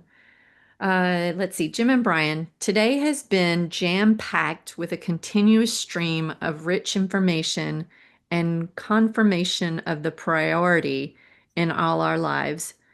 Great gratitude for this sharing. Question number 1. On my first retreat at Purple Sage Ranch, we had an exercise to open our third eye. Mhm. Mine opened and actually stayed open a long time after the retreat. It has not been open since that I know of. It has been, but we'll continue in your questions and explain that. So go ahead. Yeah, it's just that it has not been open that I know of. How do I reopen it? Oh, is that it? That's the first question, and then I'll Oh, do the other ones. go back and do the exercise that opened it in the first place. And if it's the exercise I'm thinking of with the painting of the single eye, it's a great exercise. Go practice that. I think we gave handouts with that to go ahead and do that. And if not, use a flame or a drawing or pick a spot on the wall, and do it whatever way that'll help you in doing that. It's the practice of it in consciously being aware. Because I'm going to put this out. I'm going to just ask you, are you still seeing the purple light when you meditate? If you see the purple light, your spiritual eye is open. Yeah. It's how you're interpreting your eye open or not. Okay? When we have our eye open, we may have more awarenesses. Well, that's because it's for whatever the moment or time period that we're moving through the karmas where a lot's been moved and now we have more clarity. But then as we go into other levels, well, then we've got other karma to handle. So when we're dealing with those karmas, that's where it seems like, oh my God, I'm not experiencing spirit like I was, which to me is more than likely what happened, that you're now interpreting that as your spiritual eye is closed. Because if you're meditating, your spiritual eye is not closed. That's what I meant when I said earlier, but now I'm giving you the explanation why I'm saying that. So more than likely your spiritual eye is open, but you're just more caught up in the karma right now, so you're not having that clarity of vision you had back at the time. That was quite a few years back when we did that. So you're just on another level going through other karmas, okay? And at some point this will pass, and maybe even in writing this and this conversation is the beginning of letting that go so that it can open up for another level of clarity and awareness, because that's what it is. So very simply, are you seeing the purple light or not? That's one simple way of knowing. That's why people so many times think, oh my God, I haven't got to have experience or see things literally like you do physically, to think you're having an experience. And I'm like, well, yes, that can show up, but that's not the goal. The main thing is if you want to see something, let it be the purple light, because that's the Holy Spirit. And that's the main action. When Jim says God first, God only, well, the most direct experience is right here, seeing that inner light, and the purple light's the main way. So if you're seeing that, your eyes open, no question. And even if you're not seeing it, do you feel anything on your forehead or your head? Well, that means your eyes open, because if you can feel it, you're having awareness. Can you hear? Do you have a high-pitched ringing in your ears or in your head? That's hearing the inner sound, right? Do you have intuitive experiences or inspirations? If it's the case, your inner eye is open, because it's got to be open for that energy to move. So there's different ways of perceiving and interpreting that. And so be aware of that. That's why if we get in a certain mindset, that mindset can be like wearing blinders. But even with blinders, we don't see the periphery, but it's still open up here. But we're so busy looking in front of us, we don't look up enough. So in other words, look higher Yeah. inside. Look up. Remember the three parts of the third eye. The lower part looks down and out into the world. The middle part looks into the metaphysical, and the upper part looks directly up into spirit. So that's the other part of it, is to look higher inside. I'm turning my eyes up right now, but in truth, you're closing your eyes and just drawing your awareness a little higher. So instead of focusing here or even here, focus up here in your meditation, because this angle up, or even straight up, that's just harder, but you can do it at a higher angle. This is the upper section of the third eye that looks directly into spirit, where you'll really see the purple light and the golden white light, and especially if you're able to even bring your awareness straight up. But anywhere above here. Here's okay, you'll see the purple light. Down here, you're not going to see anything. Maybe the purple light will come in there, if the grace is coming in to help you through the karmas in the world. But other times, more than likely, it'll be up in this region or turning up higher, that you're going to be more aware of that inner light and presence of spirit. Okay? So hold your attention higher. If you need to, practice that single eye as a wall, and then closing your eye and opening and looking from that exercise, if that's the one you're referencing, which I think it is the main things that I would work with that. And invite God in. So if you think your eye is closed, invite God in. Say, hey, help me to open my eye again. Help me to see you, hear you, know you more fully. And so put it as a prayer with God as well, and have that intention, whatever approach you take inside with that, and it'll start moving again, believe me. It's just putting in the effort with the action and the intention. Well put. Anything else? No, I think that puts it very clearly. And if that doesn't work, just get your spiritual glasses, because maybe your spirit.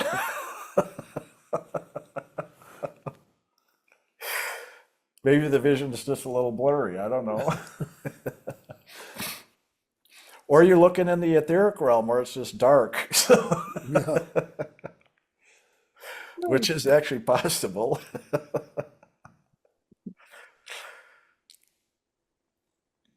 Okay, question number 2, same person. You mentioned dreams of flying today.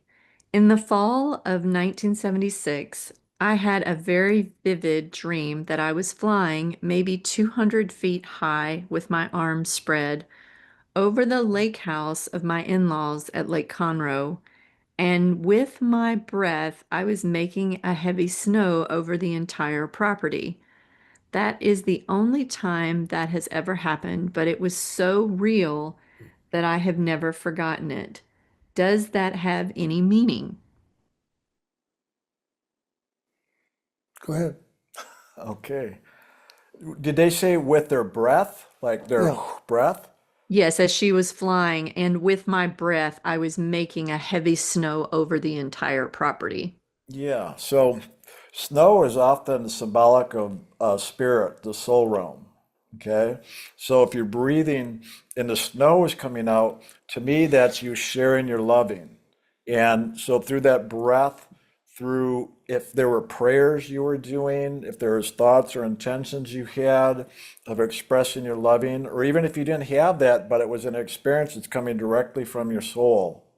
And that's the wonderful thing in these inner experiences is the direct action of spirit, not of the mind, emotions, and body, okay? So to me, the snow coming out and covering all that is really now you're loving, now covering all that, okay? And as we, the soul, this is actually a wonderful visual of when we talk about self-love, love yourself, love others, love God. This is a great example of what that can actually look like in inner experiences. It can look all kinds of ways. And again, the snow is often represented in the soul realm. There's a period, there's an area where it's snow covered, and that snow represents the purity of spirit. I've seen it as like snow crystals. It's like almost, it's like what we call the manna from heaven, the snowflakes. That's what they symbolize, that pure essence of spirit coming from the realms above into the soul realm that feed the soul. So to me, that's what you're breathing out is that pure essence of loving. And it's through that loving that is an expression of the soul's loving that not only blesses, is the prayer sending out the loving, but that's what transforms and liberates us from our karmas. That's why when we talk about self-love or loving others, if there's certain circumstances, like in this case, what did they say it was a family house or what was Yeah. it?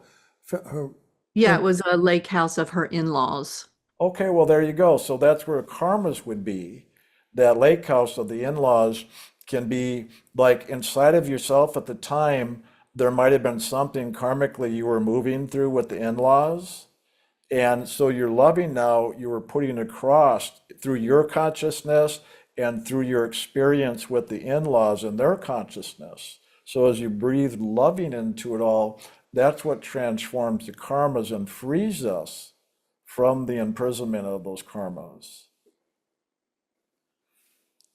that dream tells me that you've been living this inner pathway long before you received initiation. And if anything, the initiation this lifetime is just restoring things to a place where you can now liberate the soul completely. So that's wonderful. Okay, her question number 3. In the last 2 months after having a severe case of pneumonia, I have a distinct feeling that something has changed in me, and now I feel I am much more spirit and less human. I thought I was going to die. I was so sick. I have lost interest in so much of everything, but it is not depression. I've I've even shared with my doctors, does this make sense? Am I okay? Thank you for your time and thoughts. I love you all and ILM and deeply appreciate the work that makes moments like today possible in loving. Well, I would say you're more than okay because if anything, through the pneumonia, you released a lot of karmas. Things got burned off, and you recovered and restored to a newer level inside yourself than where you were before. And that is focused more on spirit and liberation and God than the world. And that's a wonderful place to be. It's a place that the world doesn't really understand often. but it's a wonderful place to be because you know you're really moving now in the journey home to God. And that's often the signpost when you said you had less interest in the world. Well, that's because during that period of pneumonia, you burned off the karma, so you don't have the interest, you don't have the attraction of the world because it's the karmas that pull us into that attraction of the world. So the fact that that's not there anymore is saying the karma's done in that way. So in that freedom, obviously, then you're going to just give more and more of your focus to spirit rather than the world, which is really what we're doing anyway. So good job. Very good Coming job. close to death? Well, now you know how it works. Sometimes we literally believe we're going to die when in truth it's the death of these karmic attachments Yeah. that we've been so caught up in. And that's often the case of a lot of sicknesses and illnesses and whatever that are very more serious or traumatic is often the completions of some major karmas. I mean, I've had many things where I died or somebody else died, and it was really just the death of the karma. And then you continue on, moving more and more, into your greater freedom and into more loving. So good job. Okay, just wanted to give everybody a time check. It's 5:30 our time and we have 5 more to go. Oh, I just wanted to let you guys know. So let's start with the next one. This one says Q&A dream understanding. okay. I'm gonna use the restroom a sec, but I'll be right back and I'll be able to hear though, so go ahead. Okay. Hi, Jim, Brian, Tanya, and all. Thank you for the wonderful class today. What a great way to start off the school year. I have been checking in with you through my grandmother's passing at the end of last month, and I recently had a related dream I would appreciate some insight on. As context, I know my grandmother was in a lot of loving and gratitude, and I did experience her presence of joy right after she passed, and I told her to go in and up to the seat of the soul and go up as high as she can go and to not look back, and it did feel like she immediately went up. On the 14th of this month, I had a dream. I was on the phone with my grandmother where she is on the other side. My auntie Shana was who was physically with her when she died was also on the line.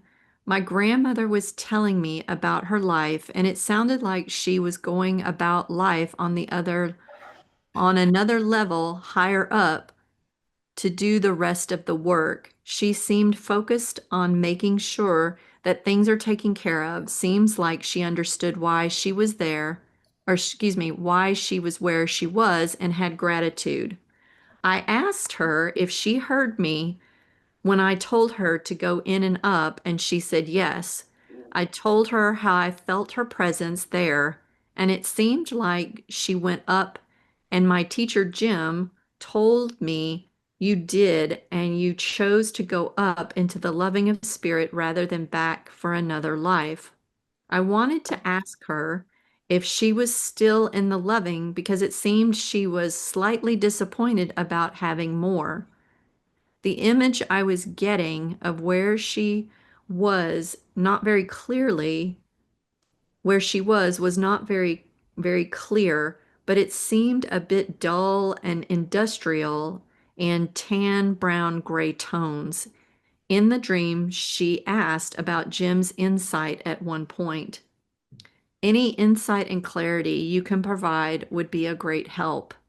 Additional context about this dream is when I mentioned to my aunt in real life that I had told my grandmother to go up and look back and she did not seem to like that. She said she thinks grandma would care to see how we are all doing. My grandmother did mention when she was alive that she was not afraid of death, but felt bad to leave everyone behind. I do know my cousins have financial struggles and health concerns, which impacts their daughters.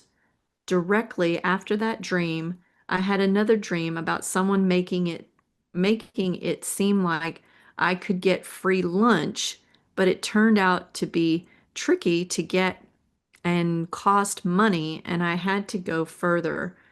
I was annoyed and thought this is why I wanted homemade lunch from the beginning. This dream seemed pretty clearly about the illusion of the world versus our homemade lunch, which is the meditation and the path home to God.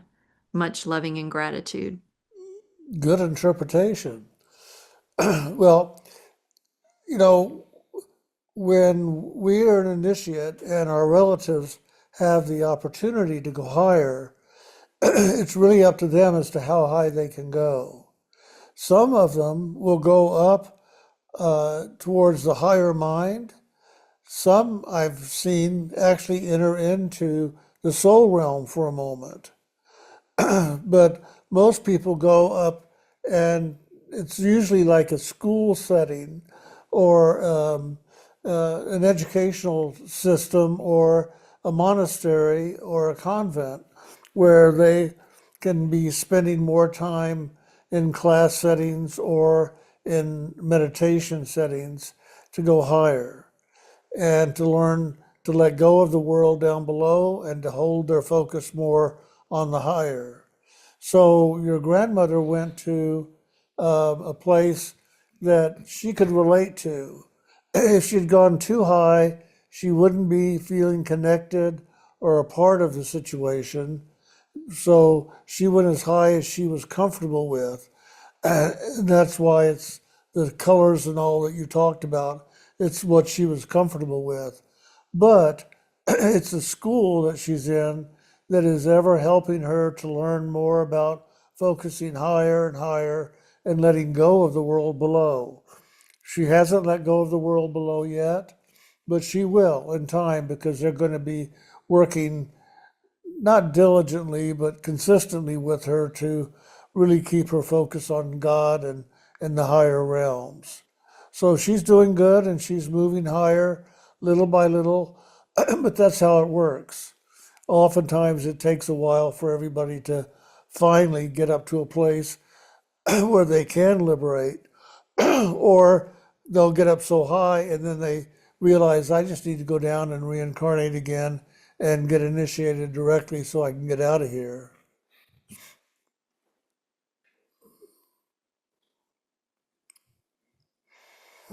Anything else? No, that is excellent. And this that second part you've shared about the context. You ever heard that phrase? There's no such thing as a free lunch, Yeah. in this world. Well, there's the truth, and you just had the dream to prove that. You knew there's no free lunch. In other words, there's always a price, right? But another way to say it is, look, we're learning about responsibility. And that's really what it is. The homemade part is where you as an initiate know, oh, I got to take responsibility for my thoughts, feelings, actions, and reactions. In other words, there's no free lunch. Like I can skip that part. I think people call it like a spiritual bypass or something like that nowadays. Yeah, there's not because we're meant to learn things, so we fulfill it. And that's to me your inner knowing. To me, that second part you mentioned was really good to hear because that's Yeah. you really realizing, oh, this is my responsibility. But I've heard other people say this, and maybe I was going to check it out and have my own experience to see what's true or not in this area. So now you know. That just to me confirms your inner knowing. There's no free lunch. And that's the good news that you now know that. And so now you know, oh, let me do the homemade lunch because that's me taking responsibility. And that's what we need to do for our liberation. So I'm like, good job. I mean, you are really on track with all that. So that really was wonderful to hear that second part with all that as well as what you shared with your grandmother.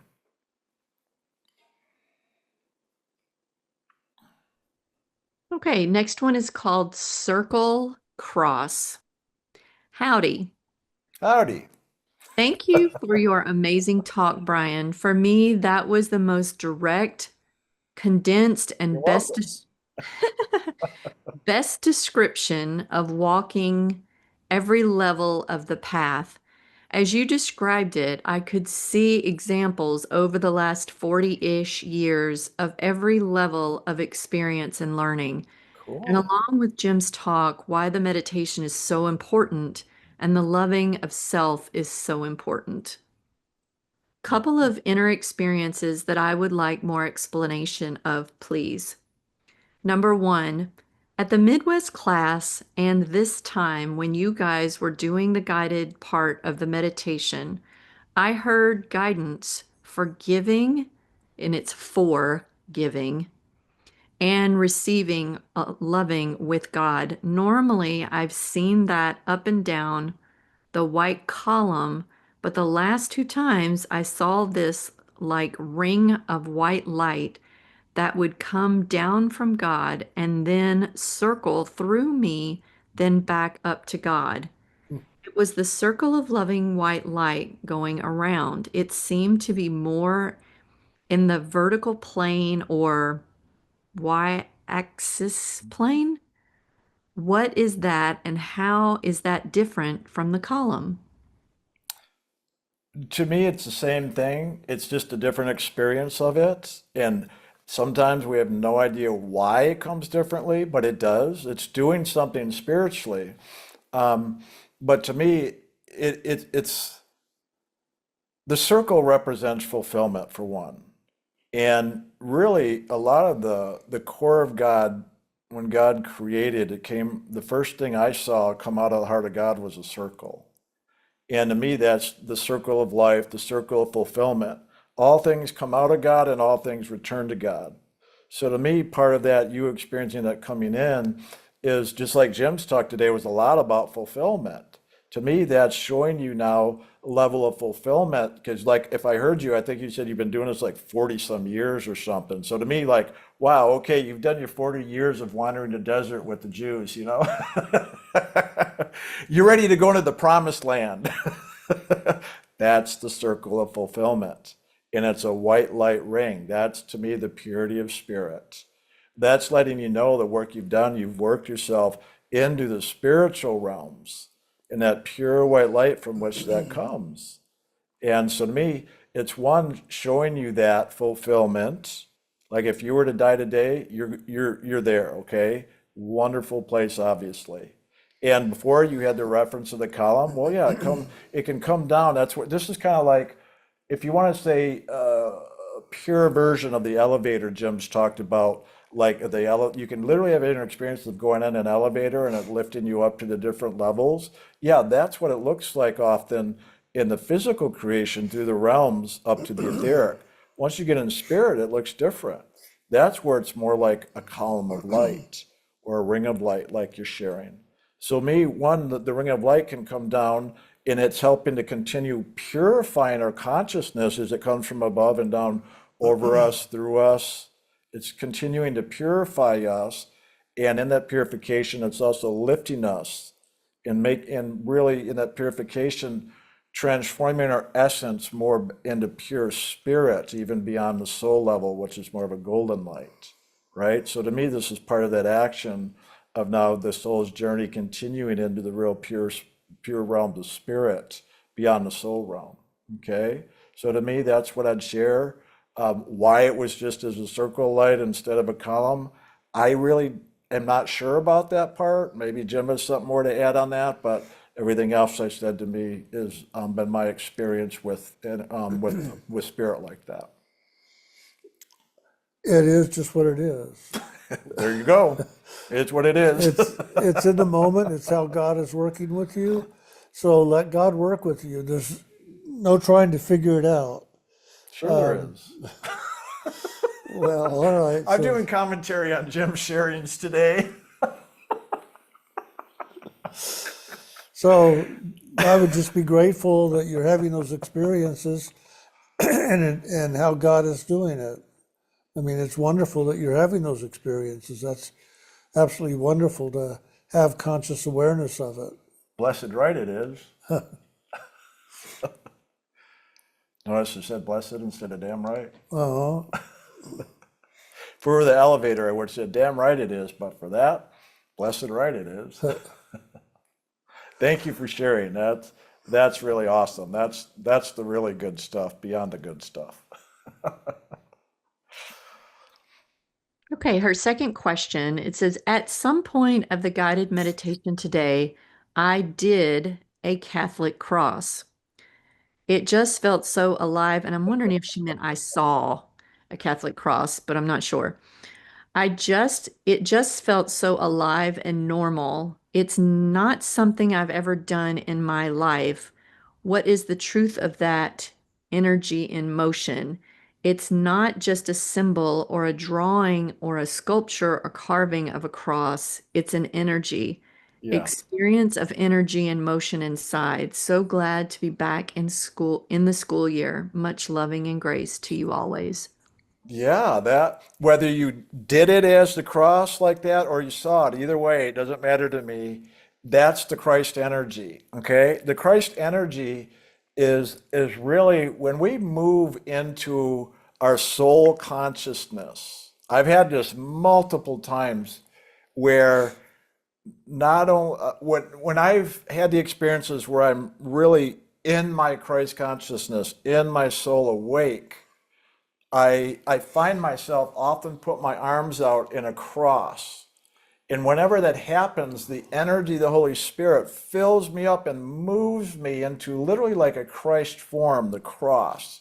So whether you were moved to do like a cross or you saw a cross, to me, it's that energy of that Christ consciousness of you really being more aware and awake to your soul consciousness is what that is. No question. At least for me, there's no question.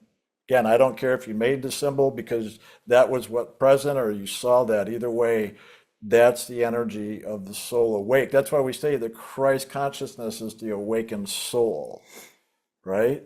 And so to me, just like the earlier one with that ring, well, now you know why that ring. That ring is what, out of the pure essence of Spirit, the Holy Spirit, that ring is what christens us. It brings us into our Christ consciousness. That's exactly what we're doing in this path of sun and light. It is the action of the Holy Spirit coming in to the souls and bringing the soul back in their Christhood. You just described exactly what we're doing, where we're going, what's happening, what everybody's going to awaken to at some point on this journey of sound and light. That's the fulfillment of the path of sun and light. So whoever wrote this in, if you've been definitely going to the promised land through the 40 years of wandering, I like that one. You're doing it. It's like you could die today, man, and you are liberated, all right? You're liberated now. So however long you live, enjoy the rest of your life and let that love continue to move through you and keep doing your meditation so so that it sticks and you keep going. Right. Thank you for sharing. That's the good stuff. We all need to hear this at times because this is the journey we're all on and moving forward with. Very So, much. important. This is why I love the sharing and Q&As. I know some pathways they say to keep our inner experiences sacred. Well, we still keep those experiences sacred here, by the way. It's just that I know some places say not to talk about them. We don't want people to talk about them just to like diminish the energy. No. During sharing and Q&A, it's very purposeful, intentful, it's supportive, it's uplifting, and it helps to be able for us to give understanding and clarity to what's going on for each of you in this journey. And it is good for others to hear because it stirs that awake in us. And possibly when we have that experience, we'll know what it is because we heard somebody else have that and then given the understanding of what that is. That's how Jim and I can give the understanding from our own experience of these things. So if anything, the main thing is you have the experience. But when you ask and we share here, it helps to confirm, validate, give more trust in your own experience so you trust yourself more in the process you're in with God and your awakening spiritual journey. That's what we're here to do. But it's up to you to have that experience with God with you directly. We're just here to support that and help to give understanding and direction, like, okay, you're right on track, or like, well, that's part of the learning experience, and as you continue in this direction, you'll keep getting more on track and eventually lift into these higher experiences. That's what we're here for. But this is why I get all excited like I am right now, hearing experiences like this, because eventually this is what's going to happen for every initiate, is to move into that. So hopefully that says a lot.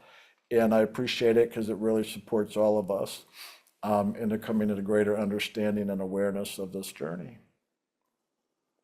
Very good. Okay, moving on to the next one. It says, Dearest Jim and Brian, I send my love and gratitude. And Tanya, thank you for all the loving you share with us. Jim, your teachings today brought forward questions I have been pondering for quite a while. When is it time for me to let go and go home? Are there not still lessons to be learned? Are there not still obligations or commitments to be fulfilled? This question presented itself to me very vividly a few days ago. I lay in bed in the early dawn hours, still dark out, but I was awake. I lay on my side with my knees curled into my chest. I felt exhausted and depleted.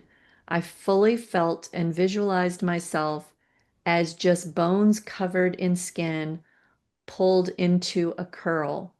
There was nothing more to me. As I lay there, it occurred to me that how I watched my mother, my father, and my brother at the end of their lives when their bodies surrendered to the cancers that had consumed them.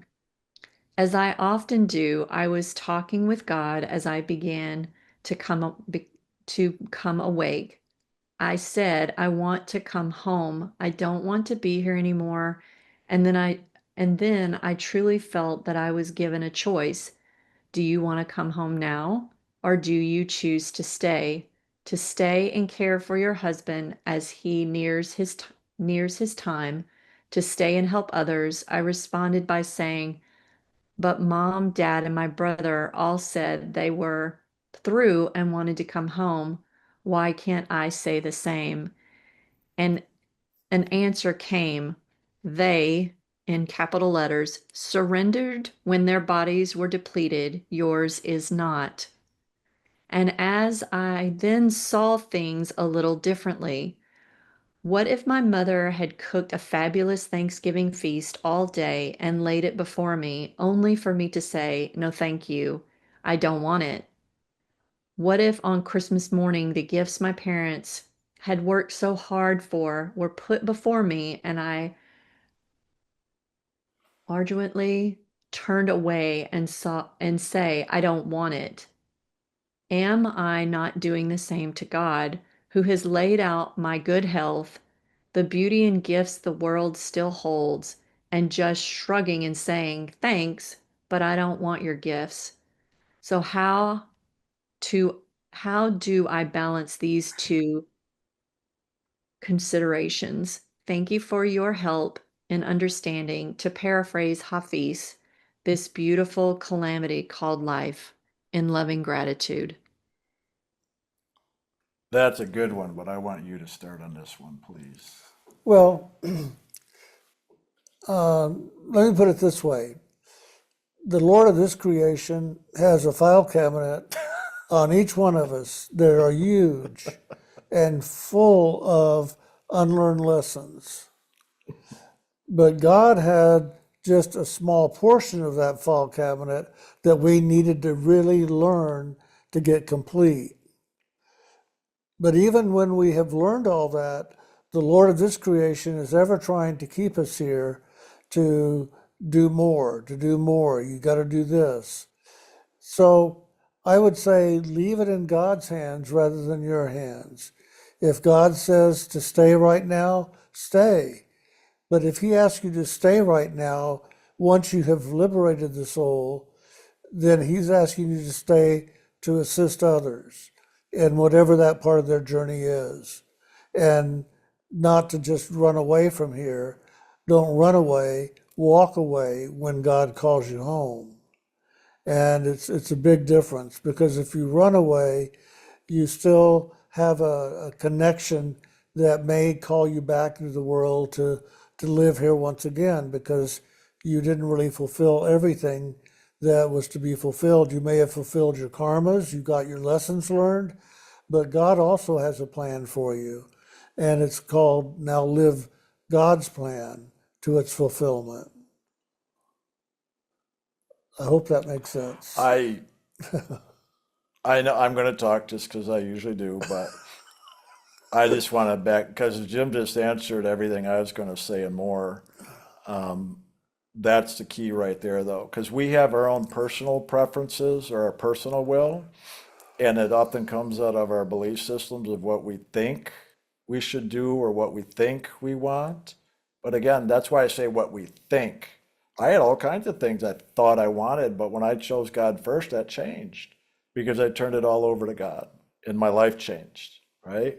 I knew I had this experience back in the 90s when I went up into the higher mind, and I knew it. I went up into the highest region of the mind, and it was the most heavenly experience I'd had to that point in my journey on this pathway. And I had this experience where I felt um, the karmas finish and detach, and I knew I could continue going and never go back to my body from that point. I'd be liberated. Even though I was just in the freedom, I knew I could continue the journey from there, and I could have. But this deeper knowing in the soul brought me back. Okay. That was the point that I can say consciously I knew, all right, this journey is about God now in my soul, not about my personal wants or what I think, right? That to me is what I hear you sharing here is you're discovering now what is your will or God's will? What is it you want or that you are you willing to turn over and let it be what God truly wants for you? And that's an important, huge part of this journey is that true surrender of our own personal will. Because in truth, you may think you know what your commitments are, your responsibilities are, whatever. You may think that. You don't really know. Your soul knows that, God knows that, because the soul is that part of God, but you don't know it from here. I didn't have any idea until I rose up above the mind. Really, that higher mind is really above the main mind that thinks and is willful. Okay. That's when it detached from me that it changed everything for me. So, but that's a part of freedom and your liberation that you surrender completely to God, turn it all over to God. And there's where you move into not only your liberation of soul realm, but continue beyond the soul level into really more of the essence and union with God in the fullest way. But this is where you need to really now in this be willing to let go of your willfulness, your wishes, your wants, and what you think it should be, no matter what the commitments are that again you think. I'm saying that on purpose over and over. This is where you get to discover, well, wow, what is my mind and what it's believed and thought? And because ultimately it's just a choice, God first and God only, or are these other things more important? And then again, just like Jim said, once you turn it over to God, that's really all that matters. And then God's going to do the rest. And if God wants you here longer to be of service, fantastic. And if God says, nope, time to come home, just like when I was in that experience, I could have gone and I knew it. And I was more than okay with it. I was like, yes, that'd be awesome. I don't get to go back to the body. I'm conscious in meditation, out of body. I could keep going. And man, I was totally good with it. But yet a deeper part of me knew, nope, we're not done. We're going back. And in a way, I was disappointed. But at the same time, it almost freaked me out for a moment like, oh my God, I don't need to go back. It was both scary and the most liberating experience I'd had to that point, and so we question and it makes us shake, which is a wonderful thing because that's where we start now choosing in a greater way. And so here's your opportunity to start choosing in a greater way beyond, I'm just being redundant at this point, but I get excited about this stuff. That's why it's so fun with me and I'm always enthusiastic. So I'll leave it at that. Okay, the next one says sharing and grateful. Hi, Jim and Brian. I am so grateful for you both. Tanya and Abe and I am ever so grateful for Kelsey too, as I will always consider her as part of the team in a behind the scenes spiritual support way. As Great. many as many often say that your talks hit the very topic on their mind, it is so true for me today. I was questioning the realm levels before we started, so I was so surprised when Brian started talking about this. Thank you, Brian. I remember Brian having a big aha moment at our retreat when we went over the levels and created a chart. And I'm embarrassed to say that I have always been hard on myself and thinking that I didn't grasp it as easily as everyone else did. This is one of my challenges where a deep inner voice tells me it's too hard and I'm not capable of understanding it. And I know this comes from past relationship. So again, thank you, Brian. You also helped me with simply and not simply remember that through the loving that I can move through a recent situation where I've been sad that someone is treating me in an unkind way. I get sad at myself for being sad because it's not even someone who is so important to me, and I clearly understand what kind of person this is. I suppose I don't have a question, and if you do have anything to share, I'd appreciate it. With much loving, your dedicated initiate. By the way, I'm getting better in meditating more. Good for you. And getting, with the meditation more, that'll help fill in that sadness. Because the sadness in situations like this, and yes, we can lay out like, we seek approval from others, we seek love from others, all that kind of stuff. And that's what we'll do in the world while we're looking for the loving out in the world. Okay? But the more we do the meditation, the more we practice self-love, and here's the big key, self-love, because that self-love opens the door to the love with God to come in. You want to know how to let God love you more? Love yourself more. Self-love opens the door wider to let God's loving in. Okay? And meditation is the main way. And after that, just loving yourself, and especially directing that loving into that part of you that is sad with what others do in the world that you react to. Notice how I phrased that. What others do in the world that you react to. So in other words, the power's with you. You're the one reacting to that. So you're the one who has the power to now transform that reaction, which is what I'm saying. Through more meditation, through more self-love, it answers that. Because all we're doing is seeking love all the time. Everything we do, we're actually seeking love. So whether you're looking for love from another person, looking for love in certain experiences, looking for love from our pets, looking for love for making more money, looking for love from sex, looking for love from travel, looking for love, it's all looking for love. So the more you love yourself, you're not going to need that love, that attention or approval from others in the world. In other words, the more you give it to yourself, the less you're going to need it from sources outside of yourself, other than God directly. But in truth, God's not outside of yourself. It's only inside. So obviously you're right on track.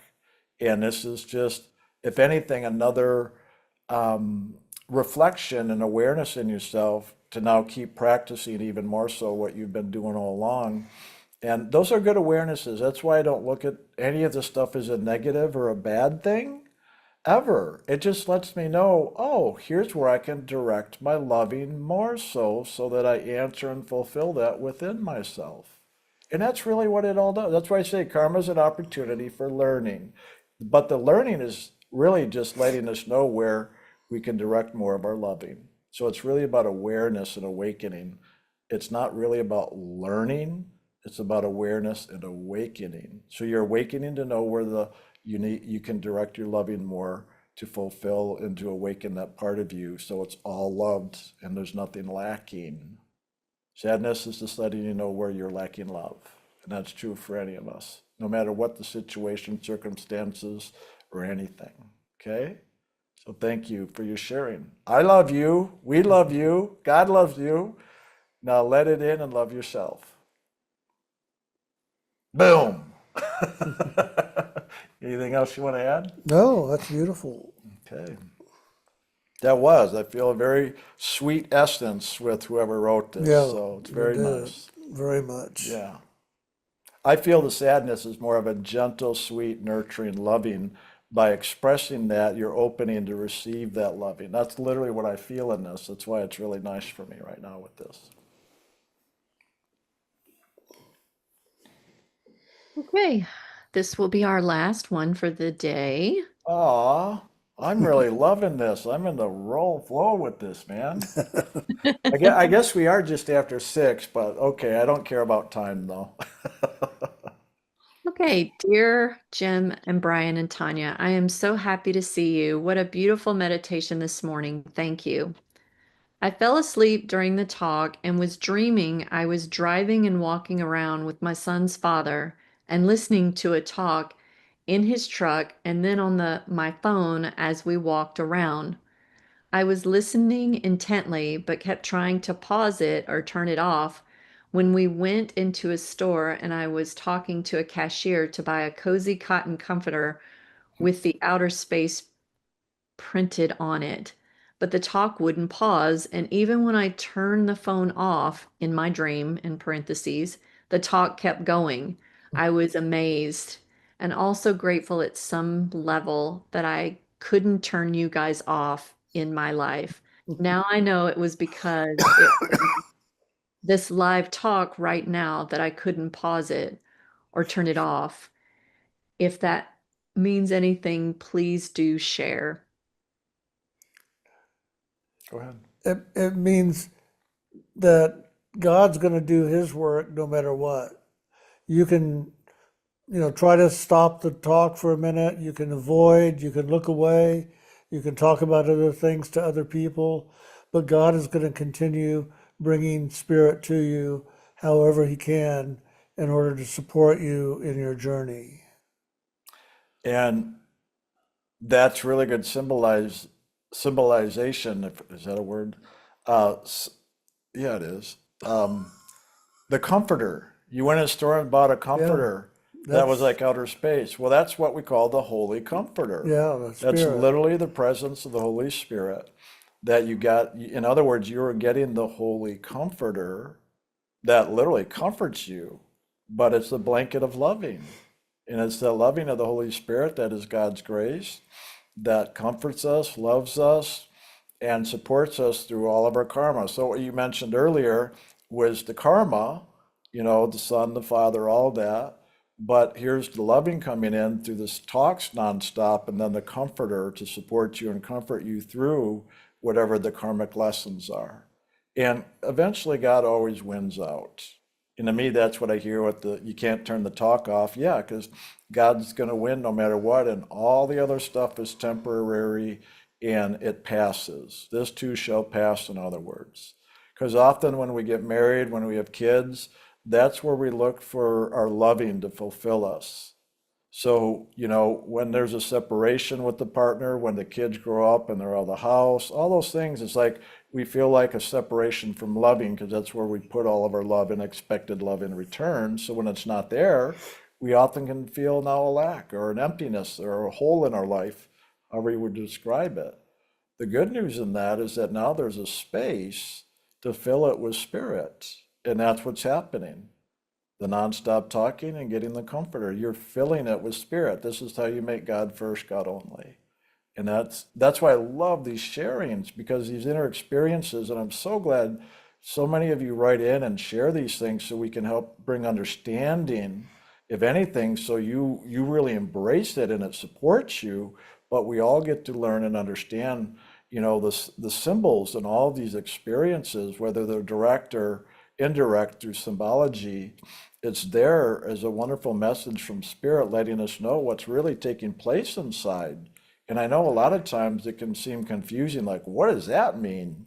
Well, it's part of what Jim and I help to do is, help you understand the meaning of these things. You can really embrace it and let it in more fully and realize, wow, God's really got you.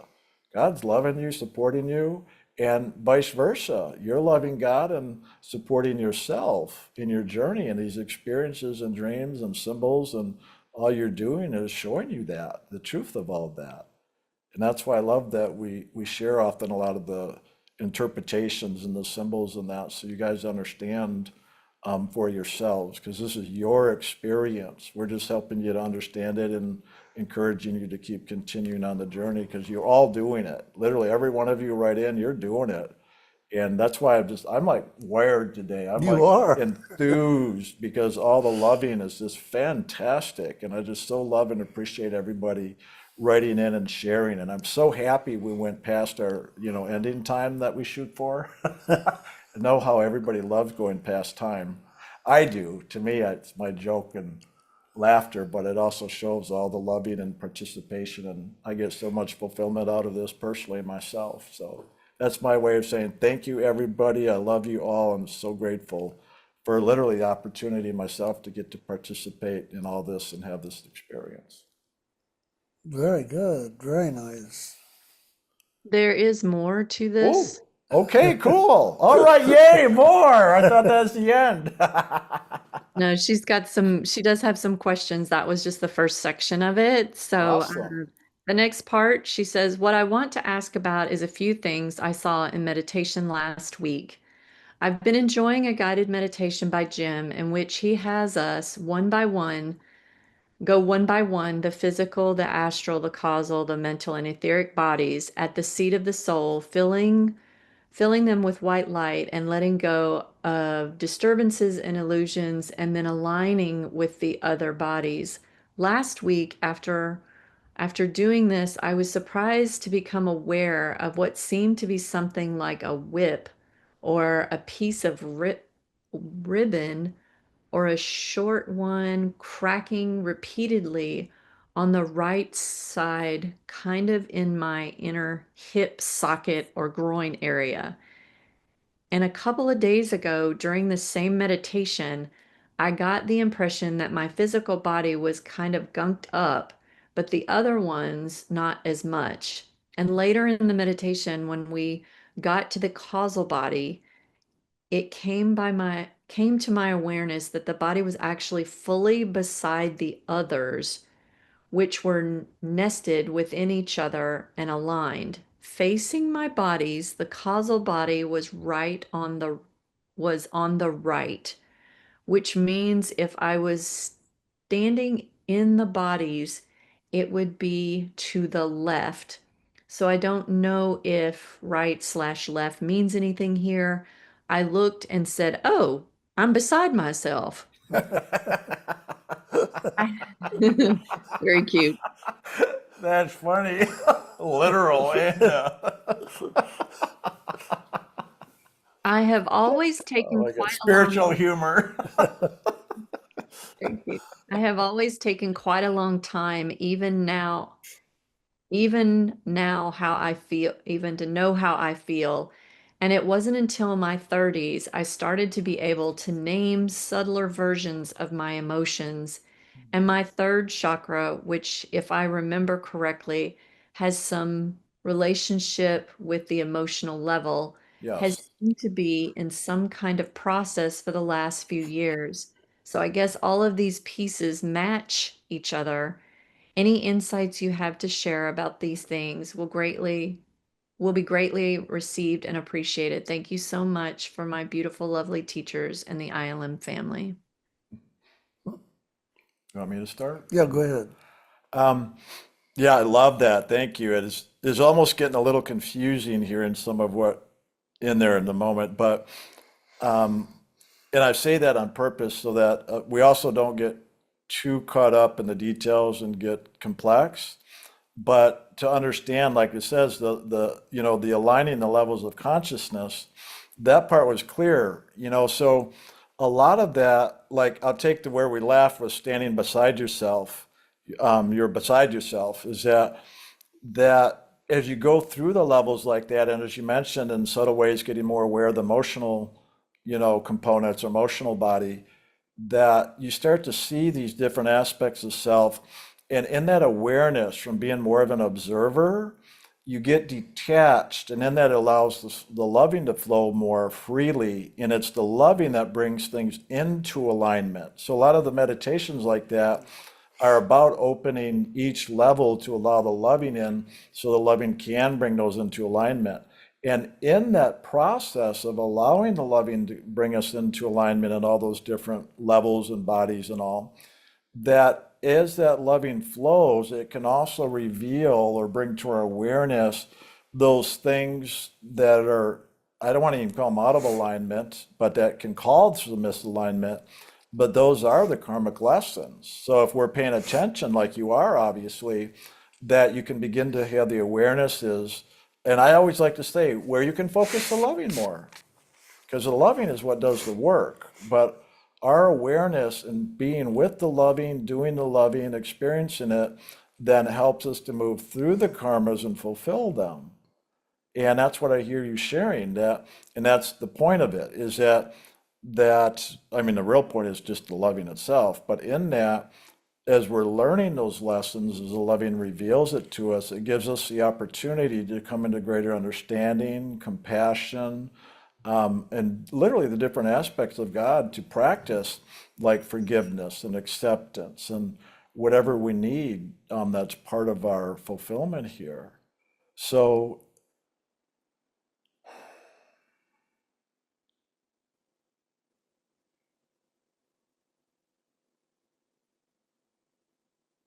I think I'm going to just leave it at that. Otherwise, I can see how I could make it more complex, like, and I don't want to do that. I just love your awareness in this, and that in practicing it, you're starting to see how that is working for you, and letting the loving flow, and realizing the loving is there to bring things into alignment, but it is also dependent on your participation. That's the other big part. Because sometimes people want to just give it up to God and let God do it, which in a way we want to, but we've got to participate actively and consciously with the process for that to happen. And that's what a lot of, to me, those guided meditations help us to do. I feel like there was something else I wanted to say in there, but I think I covered it. Anything else you want to add? Just that I'm really grateful to have you share this with us. This is a meditation that really helped me a great deal. And I did it off and on for years.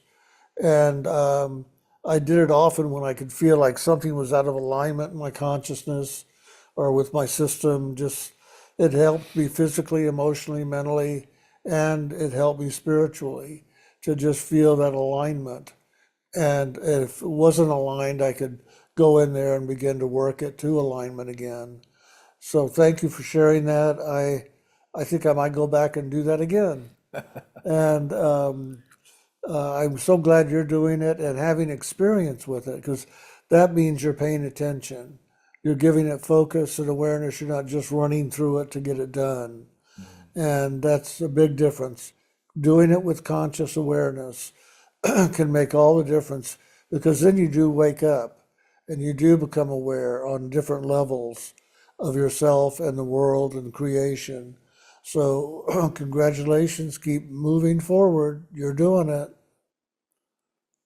Hallelujah. Amen. Anything else? Okay, we are complete. We are, and a new one didn't come in. We are complete. Now that we're to 6:20, we're on a roll. Yeah. This has been a wonderful day. I love all the sharings. Man, my goodness.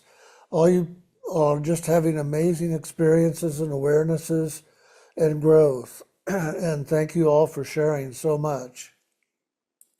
Again, amen. I kind of said all my gratitude and all before this was over, but this is why I laugh. Like I get so much out of that. That's why I joke around when we go over time, because I'm like, yeah, I'm ready to keep on going. I don't care how late it is. I just love being in the energy. So again, just thank you everybody for all your sharings, your participation. It really makes a difference for Jim and I as well as everybody else. Just so you know, we really do get a lot out of this ourselves. So. Very much. Anything else, Tanya? No, it was wonderful. Yeah, loved it. Okay. All right. Well, thank you all very much. God bless everybody and keep meditating. Yeah, until next time, we'll see you on the other side. Yeah. All right. Bye-bye, Bye everybody. bye.